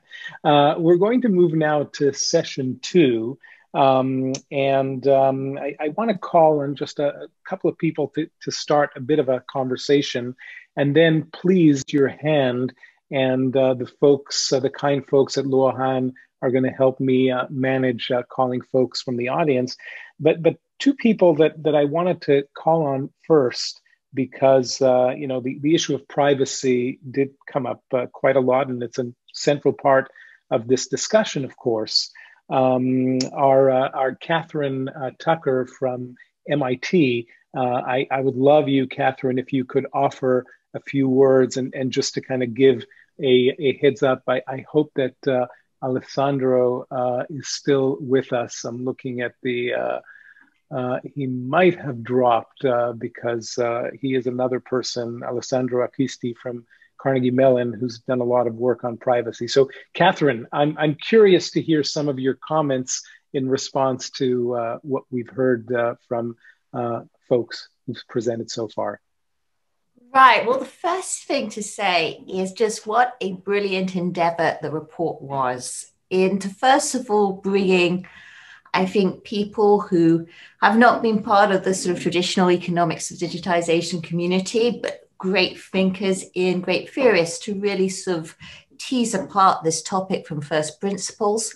The other thing the report does really well is it's such a deep dive into a summary of the empirical literature, which is just all over the place and hard to find. So I just want to commend the authors there.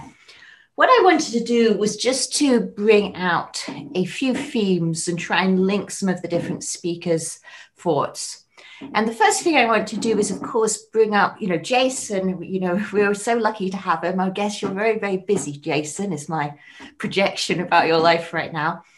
But, he was just laying out, I think, really well some of the competition policy issues that we have in this world of large digital platforms.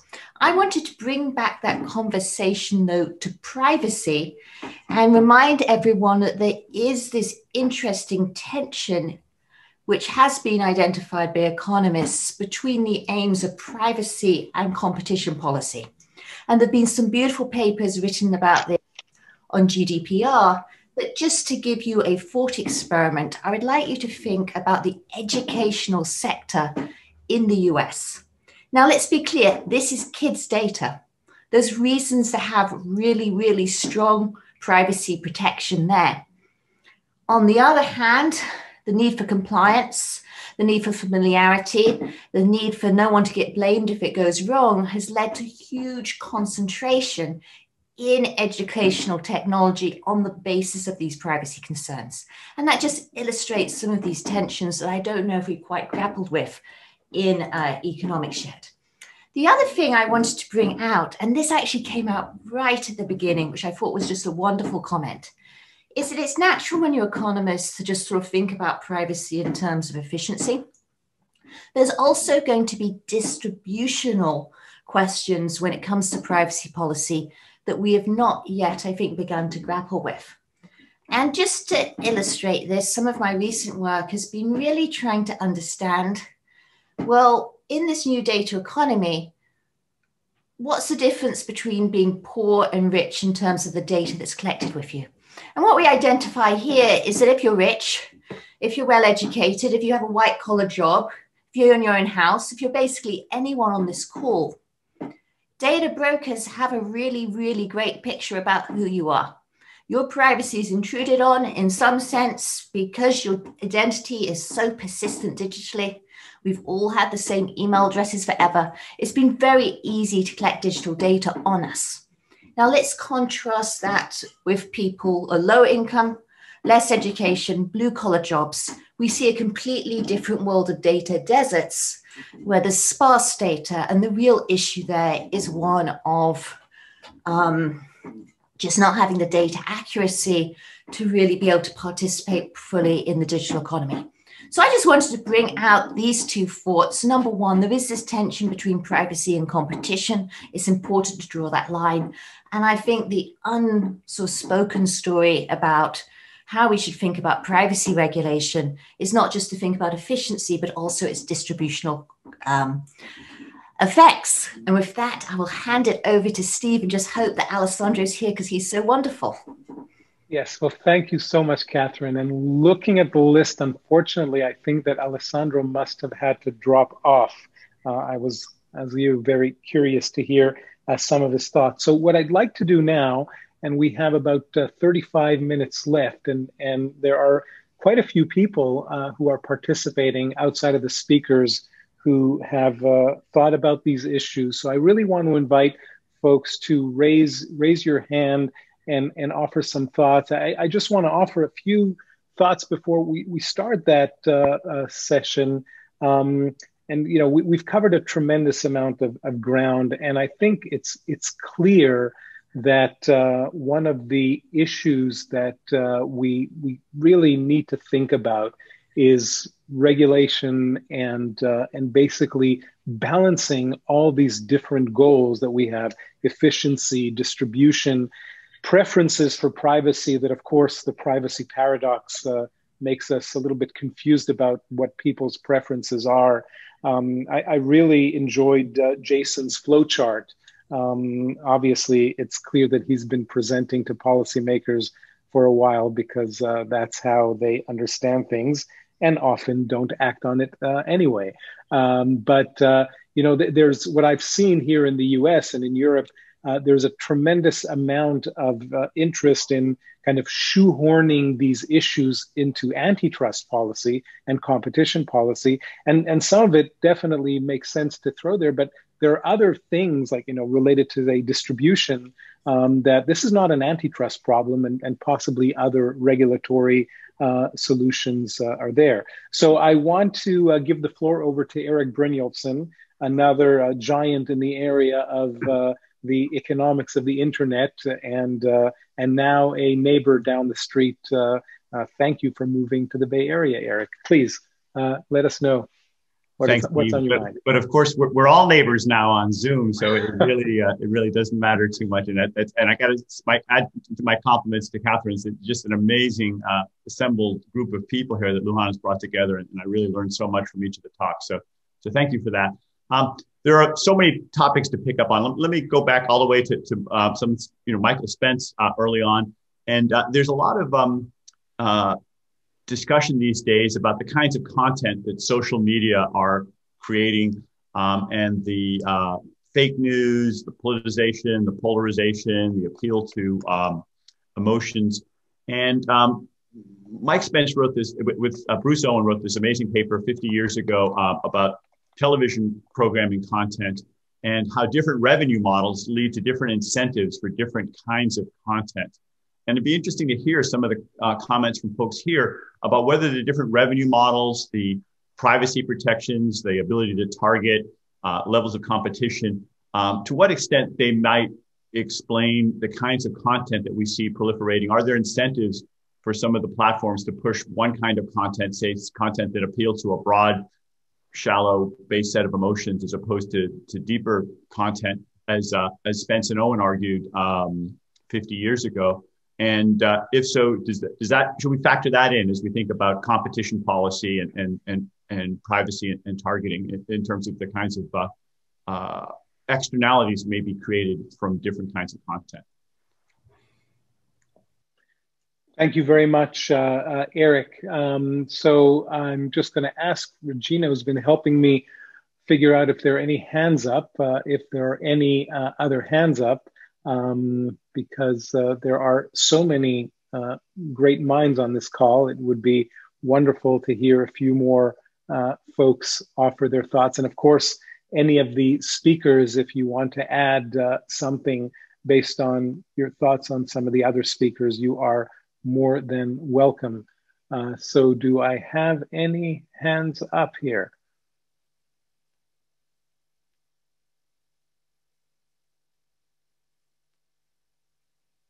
I guess the answer is no.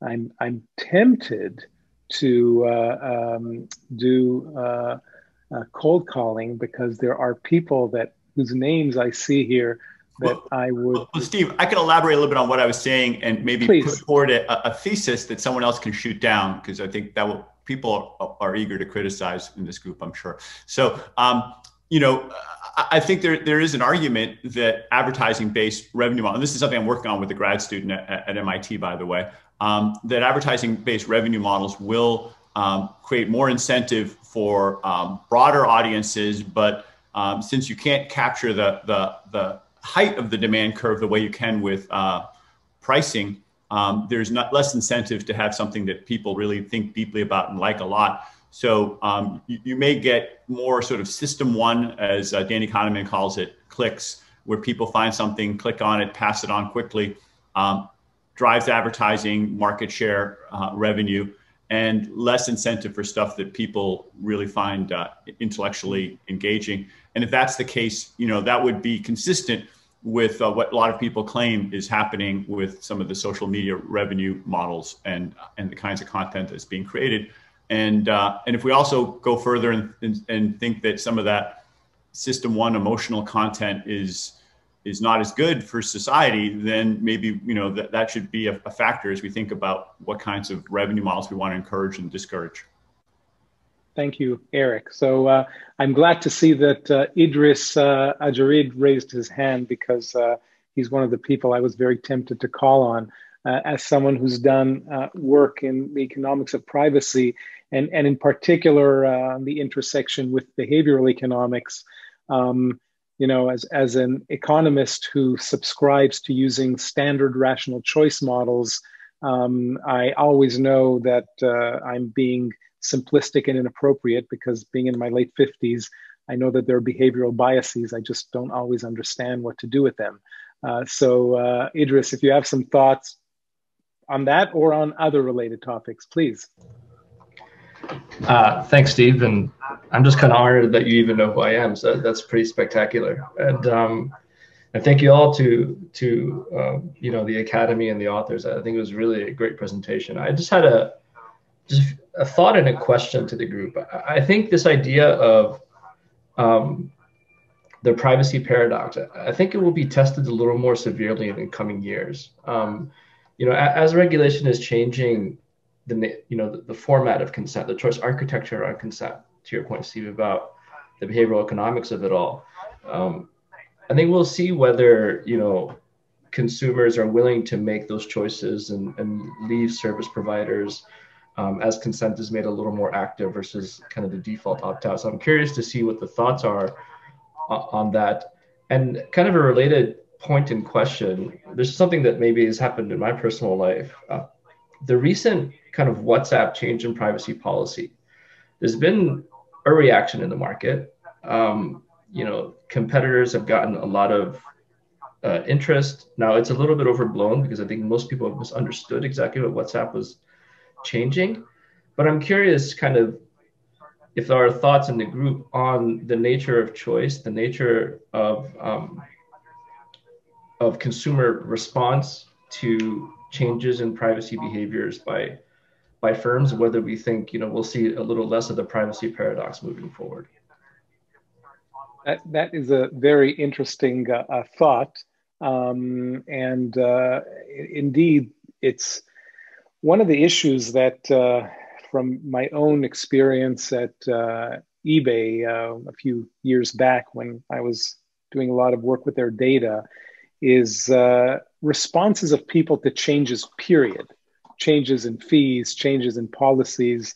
From some analysis we did, it seems like responses are very random, and often the elasticities of behavior to changes is extremely low, which just continues to fuel that paradox. So I think you're pointing at some very interesting issues. I see another hand up from my dear friend, Michael Schwartz. Michael, please offer your thoughts.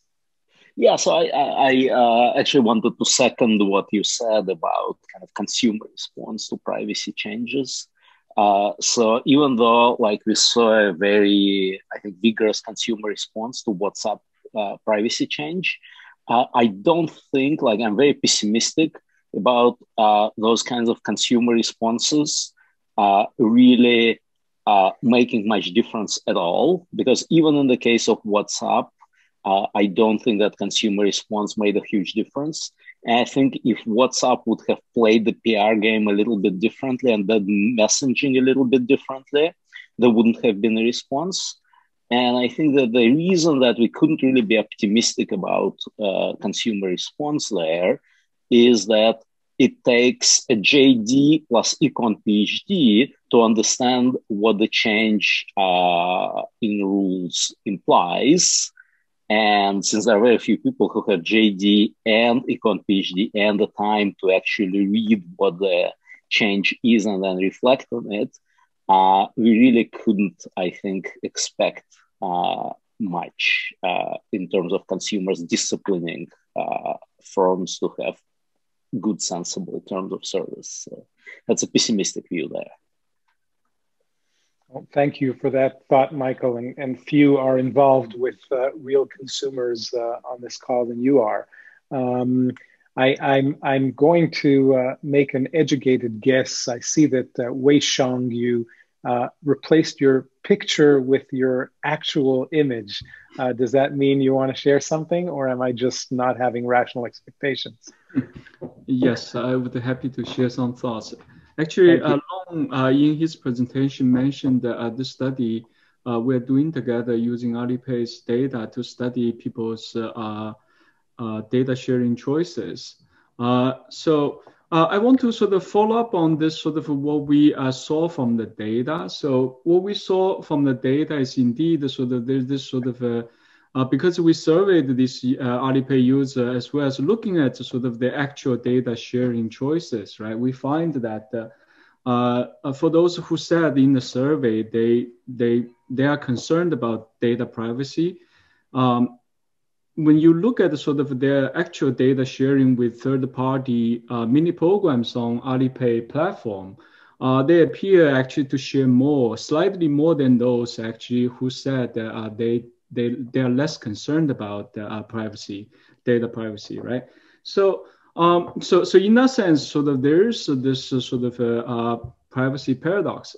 But on the other hand, the interesting pattern is that those who said that they are concerned about the privacy tend to be heavy users of third-party mini programs on Alipay. So which suggests that this privacy concern is in some sense endogenous, right? Those who use more, they're concerned more, right? So in that sense, sort of this follows up earlier on this question from Iris, about sort of, as we go forward, how would sort of this privacy concern change, right? I think actually, as we go on, more and more people use this more digital applications. Actually, this is what will become even more important. This is what Long mentioned, sort of, in that sense, this privacy protection need to be strengthened, because as more and more we share more and more our data, eventually we'll become more and more concerned, right? Initially, sort of, we're not concerned so much because, it's like in the New York subway, right? If I only ride New York subway a couple of times in a year, I would never be concerned. But for those actually who have to use it every day, so there will be more, right? So this is natural. So in that sense, sort of, I think sort of this privacy paradox certainly reflects sort of a trade-off, right? So, benefit versus cost. But the benefit and the cost, they're actually correlated in a way, right? Who have more to suffer? Those who actually use more, right? So I think sort of this comes very nicely. And in that sense, sort of this privacy concern is not necessarily this kind of innate preference like risk aversion, right? As a financial economist, I tend to think of sort of something like preference like risk aversion. You're born with it, but the privacy concern might be sort of something we're still learning about it because it's so new, right? The whole digital world is new, relatively new to most people. So as we kind of use more, so we're gradually developing this kind of preference, right? So and of course, sort of the privacy preference is a little bit more than just a personal thing. I think Bent Holmstrom touched on this, and so all these sort of, and actually several other speakers also mentioned about this is the externality dimension of it, right? Whether I want to share the data or not, sort of, this naturally is related to many other people, right? So if I share my data, it's not just by myself. If I don't share my data, this also might affect others. So this is a bit harder to deal with, right? So even GDPR cannot really deal with this. How to deal with this? So I think sort of we need sort of better ways. I think Patrick mentioned a little bit sort of about sort of property rights versus liability rights. I think there's sort of very deep issue here, sort of, at some point, once we cross sort of this personal issue, eventually we have to confront. That's what I want to say. Thanks. Thank you very much. And because of the coloring, I had trouble seeing that John Frost from the Bank of International Settlements raised his hand. So sorry about that, John, and thank you for being so patient. John does a lot of work related to fintech and digital innovation. So please, John, happy to hear your thoughts. Yeah, well, thank you very much. I found this a really fascinating discussion, and I really liked the insights that we had here. I just wanted to come back to something that Long mentioned at the beginning, when discussing kind of the views on privacy. And of course, I mean, there's a well-known age dimension here that within society, different age cohorts react differently. But there's also a gender dimension that came out in the charts as well, that men are consistently more willing to share data than women. And that's something that's actually consistent with research we're doing at the BIS. We have an international survey with a number of countries showing that, first of all, fintech use is greater among men than among women, but also this willingness to share data. So women report being more worried about sharing their data, more concerned about security when dealing with companies online. And so this is, I think, a really key issue. Within society, we're trying to generate rules, to define rules on data privacy, knowing that there are these very big differences across different users in their preferences. And then there's the point that Wei just mentioned, that there's also the externality dimension, that my decision to share data also bears directly on others who may be affected by the social data or data that also says something about their behavior. So I think that there are really thorny issues about how to deal with that with regulation, and I think that some of what we heard today is really helpful in terms of ways to think about is privacy fairness, is how do we preserve privacy in ways that actually lead to better allocation. So thanks a lot for everyone for that. Thank you very much, John. I was smiling to myself when you mentioned that fact, because literally a day ago, I got this new iPhone after my previous one got smashed. And when I set it up, it has the whole face recognition, which I prefer the button, but that's probably because I'm turning 59 in a month and not any other reason. But I got used to it, and when I did it, my life partner looked at me and said, "What are you doing?" And I said, "Oh, I'm just, using the face recognition." She said, "You're giving them your face, right? Are you crazy?"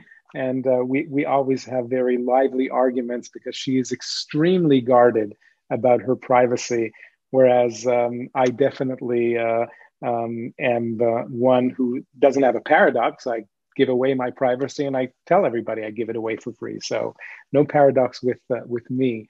And I'm glad that you went back to a point that you referred to Patrick's discussion about the liability versus property. One thing that I think makes this an extremely thorny issue when we think about data ownership. And here I'll quote a line that one of my former eBay colleagues, who's now at Amazon, once said when we were trying to help some of the teams at eBay, where he, modified an old quote, water everywhere and not a drop to drink, data everywhere and not an insight to use. The data in and of itself is useless for most of these applications without the algorithms and the R&D that go into using them in an effective way, be it to give better recommendations or maybe even some form of less desirable outcomes like price discrimination or other forms of discrimination. And when we think about the fact that you have the data that's generated by the fact that people are using tools that companies are developing, that's generating the data. So there's already a partnership between the companies and the consumers or the users. And then once that data is there, turning it into something usable requires a lot of investment. For me, it opens up a very thorny question of who really owns the data. Is this some kind of partnership between the consumer and the company? Is it 20/80 or 80/20 and so on and so forth? And I think this really raises a lot more questions than answers. I don't know if anyone wants to offer some thoughts on that, because that's something that I've been, banging my head against the wall for a while, trying to make sense of how do I even think about, putting a framework onto this. That's something that I find fascinating and challenging. So I don't know if the folks, yes, I see that Xuan Luo and Vikram Haksar have their hands up. So Xuan, if you want to start, and then we'll move to Vikram. Yeah. Thanks. I just graduated from LPS and joined Luohan Academy a year ago. So I'm really new and have limited knowledge and experience. So just forgive me. I'd like to share some of my observations about data, especially related to data ownership and privacy. I think that is worthy to be explored and discussed in economic models. The thing there are many features, but I really think it's worth looking at is the non-separability. So there are 2 points. One is it's not separable with the data subjects. So once the data is produced, it will contain the information about the data subjects unless it's anonymized. It will be carried on forever, basically. So that part makes data cannot be a standalone property or standalone commodity. That's the special and difficult point for all of the things. I think maybe economic models should take it worth to consider that in the modeling. And the other part is actually non-separable with the economic activity. We see in literatures that say data is the byproduct of economic activity, but actually the other way to see that is actually it happens along the activity goes. So it's kind of, when we talk about data, we usually talk about something that it seems that we can separate it from what we do every day, but it's really hard to do that. For example, when I'm trying to dealing with big data, the data in Luohan Academy, it takes very much efforts to understand what the data mean in terms of big data, because there are mass and everything. If you kind of try to understand the value and information and data, you have to understand the economic activities involves. So the non-separability, I think, it's really needs to be studied heavily in economics, and I really invite theorists and economists to deal with that, and I'm happy to join that as well. Thanks. Thank you very much, Xuan. And yes, I think this lack of separability is indeed inherent to this problem. And like you, I would definitely call on both theoreticians and empiricists and practitioners to think hard about these things. And I think it really is the combination of the theory and practice work that is going to be insightful here. Because as we know, in theory, there's no difference between theory and practice, but in practice there is. And with that, someone who is also closer to the practical world, Vikram from the IMF, happy to hear some of your thoughts on this. Thank you very much, Steve. And it's really an honor to be able to listen into people on this panel. One has learned so much. We've been thinking a lot about the topic, given the IMF's mandate, clearly from an international perspective. And maybe I can make a comment and ask a couple of questions, just to put out a couple of things that we're grappling with, and very keen to hear any views on that from people on the panel. So I think two big questions for us, leaving aside all the economic issues, and we've written about the economic issues separately. But two questions for us really are, from a regulatory perspective, there are different regulators who have different pieces of the whole data question. There's the competition piece, there's the financial stability piece, there's a whole sort of judicial privacy kind of issues as well. And one issue that we have is that, do these regulators talk to each other? Is there some mechanism that there should be for coordination and discussion about trade-offs across different regulatory objectives. And this is a classic regulatory coordination problem, but I think that our sense is that in the data space, it's actually quite difficult and even more complicated. So I wonder whether people have thoughts on that as well. The other big question that we have, of course, is from an international perspective. It's a question of, I would put it this way: we are very concerned about fragmentation in the global global digital economy, with a move towards different standards and different practices in different jurisdictions. And it's one thing for the very big digital areas, I would say, US, Euro area, China. These are very big economies. They are probably, perhaps this is something that could be managed and discussed. But we're very concerned about the access to these data markets by many of our smaller members who, if you think about it, a lot of the compliance requirements with GDPR and other types of new frameworks that might come up do raise issues in terms of localization, in terms of effectively acting as barriers to trade. So those are two concerns we have in our mind, and I'd be very keen to get any thoughts from the panel. One last question, Steve. I was very struck also by your observation about the ownership question of data. We've had a lot of discussion with our lawyers about that, and some discussion with colleagues at the World Economic Forum as well. And we've really sort of been thinking, is there like a market failure, that there's some kind of incomplete contract out here, that we just don't have clarity about who owns the data? There's the innate data, which is an innate quality of individuals. There's the process data. People exert energy and effort to amalgamate, process, come up with useful things out of it. So one discussion we had with colleagues of the WEF, thinking about technological solutions out here, and I'm not an expert on this, so I just put it out there for any discussion, was that maybe you could think about the same kind of technology that we use for DRM, digital rights management, with various types of media. Maybe in a blockchain-enabled world, it would be feasible to tag individual pieces of data so that a fiduciary who was acting on your behalf to manage your consent would, in a sense, also be able to help you complete the market out here and actually be able to exercise economic agency over your data, and actually we are able to observe a price for the data of individuals that is actually a meaningful price, as opposed to what you see in these instantaneous online auctions, for example, right now with search and things like that. So again, I'll stop here, but thank you again so much for allowing us to be a part of this, and very, very happy to engage. And we're very interested in the topic, and actually we'll be putting out an additional policy paper on this in the next couple of months. Thank you. Thank you very much, Vikram. And I'll just say a couple of words, and then I want to pass it on to Long, who has some thoughts to share, and he might lead us towards the end. When you mentioned some of the less developed member states, it really brought me back to a comment that Catherine made about these so-called data deserts that are related to different demographics.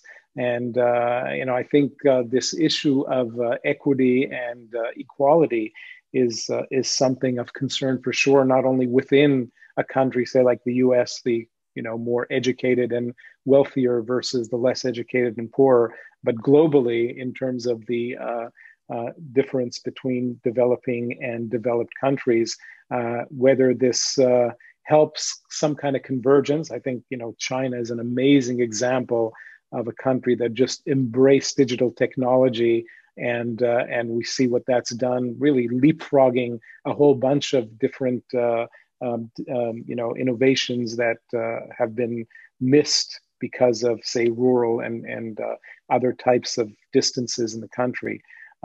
So with that, Long, may I ask you to join back?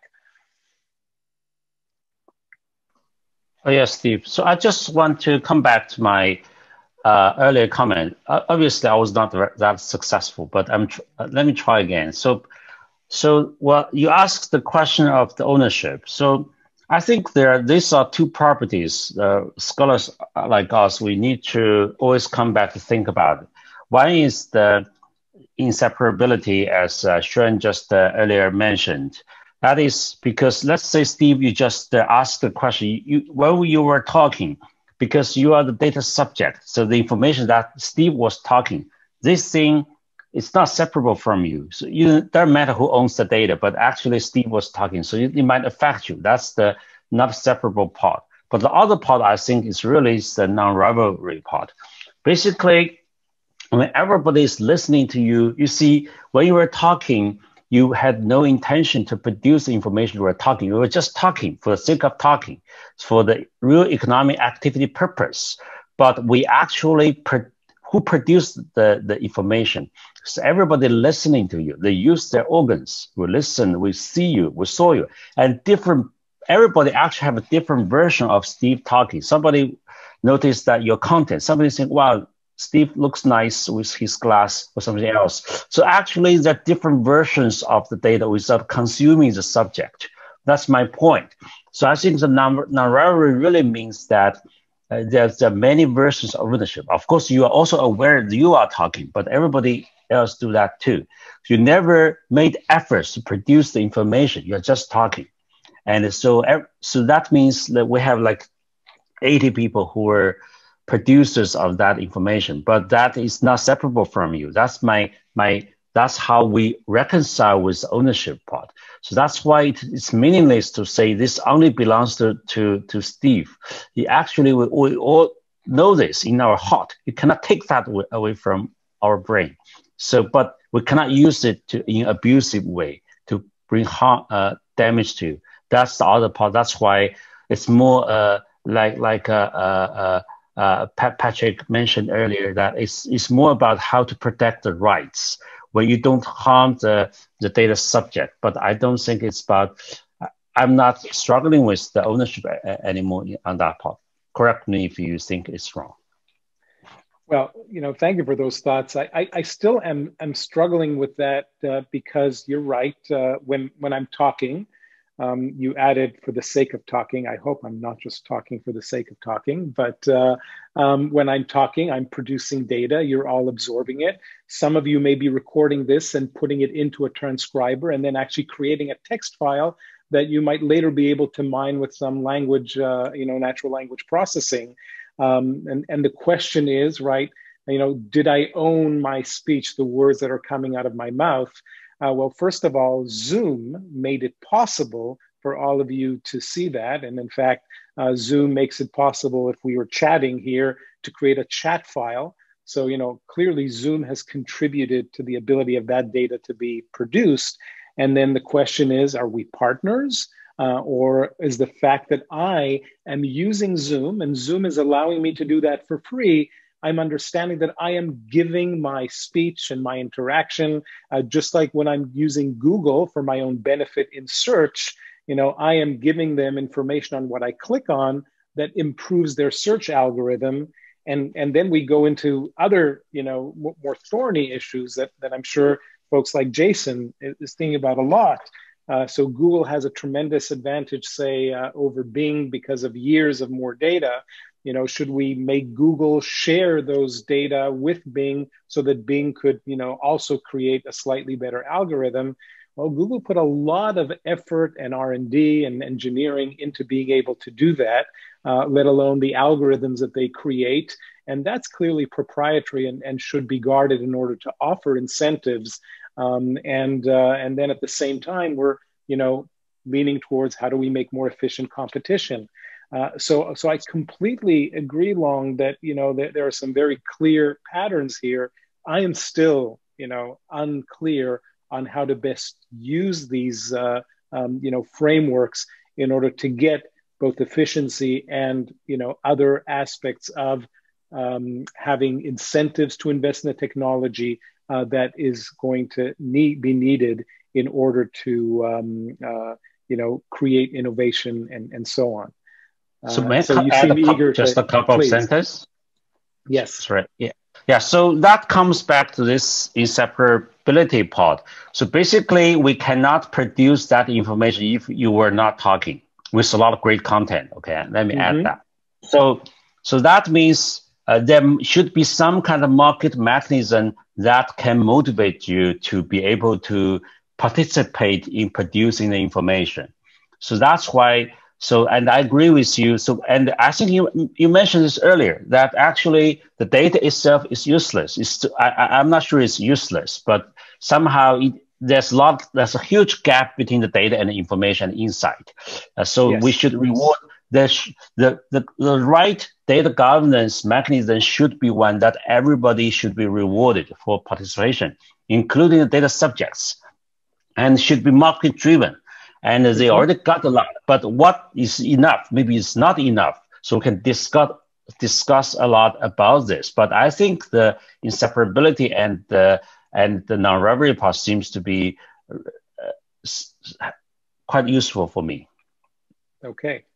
So before I wrap up, I saw Catherine raised her hand. I want to let her throw in another word, and then I'm going to wrap up probably a minute late, but hopefully that's not too much of a cost. Catherine. It isn't worth the hand up, but just your example with the Google data and the idea of handing it over to enlarged competition for me just is so exemplary of the tension between privacy and competition, right? I think those of us old enough on the call remember what happened when the AOL search logs were released. And the fact within a few hours, New York Times journalists were able to find teachers in Florida doing very embarrassing things. And then the issue is, if you think about the firms where we might want to encourage the most sharing of data, that is the most entrepreneurial firms, the edge firms, the ones which are smallest, well, then the risks are even more amplified. So I just thought that was a beautiful illustration of that point. Oh, thank you very much, Catherine. With that, I want to thank the Luohan Academy for providing this venue, for collaborating with many researchers, offering data for analysis. And I know that that will only grow because, as some folks mentioned, Luohan is still very young.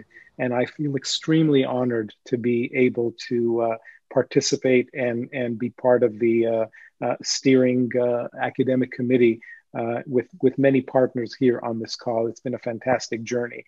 I want to thank all the speakers who offered their thoughts, all the participants, and everyone who kindly offered their valuable time. Thank you, and I look forward to our next meeting on, I'm sure, another exciting topic. Thank you. Thank you, Steve. Thank you, everyone. Thank you, Long. It's 1 o'clock in the morning in China. Okay. Thank you. Good night. Thank you. Thank you, everyone. Take care. Bye. Bye. Bye. Bye-bye.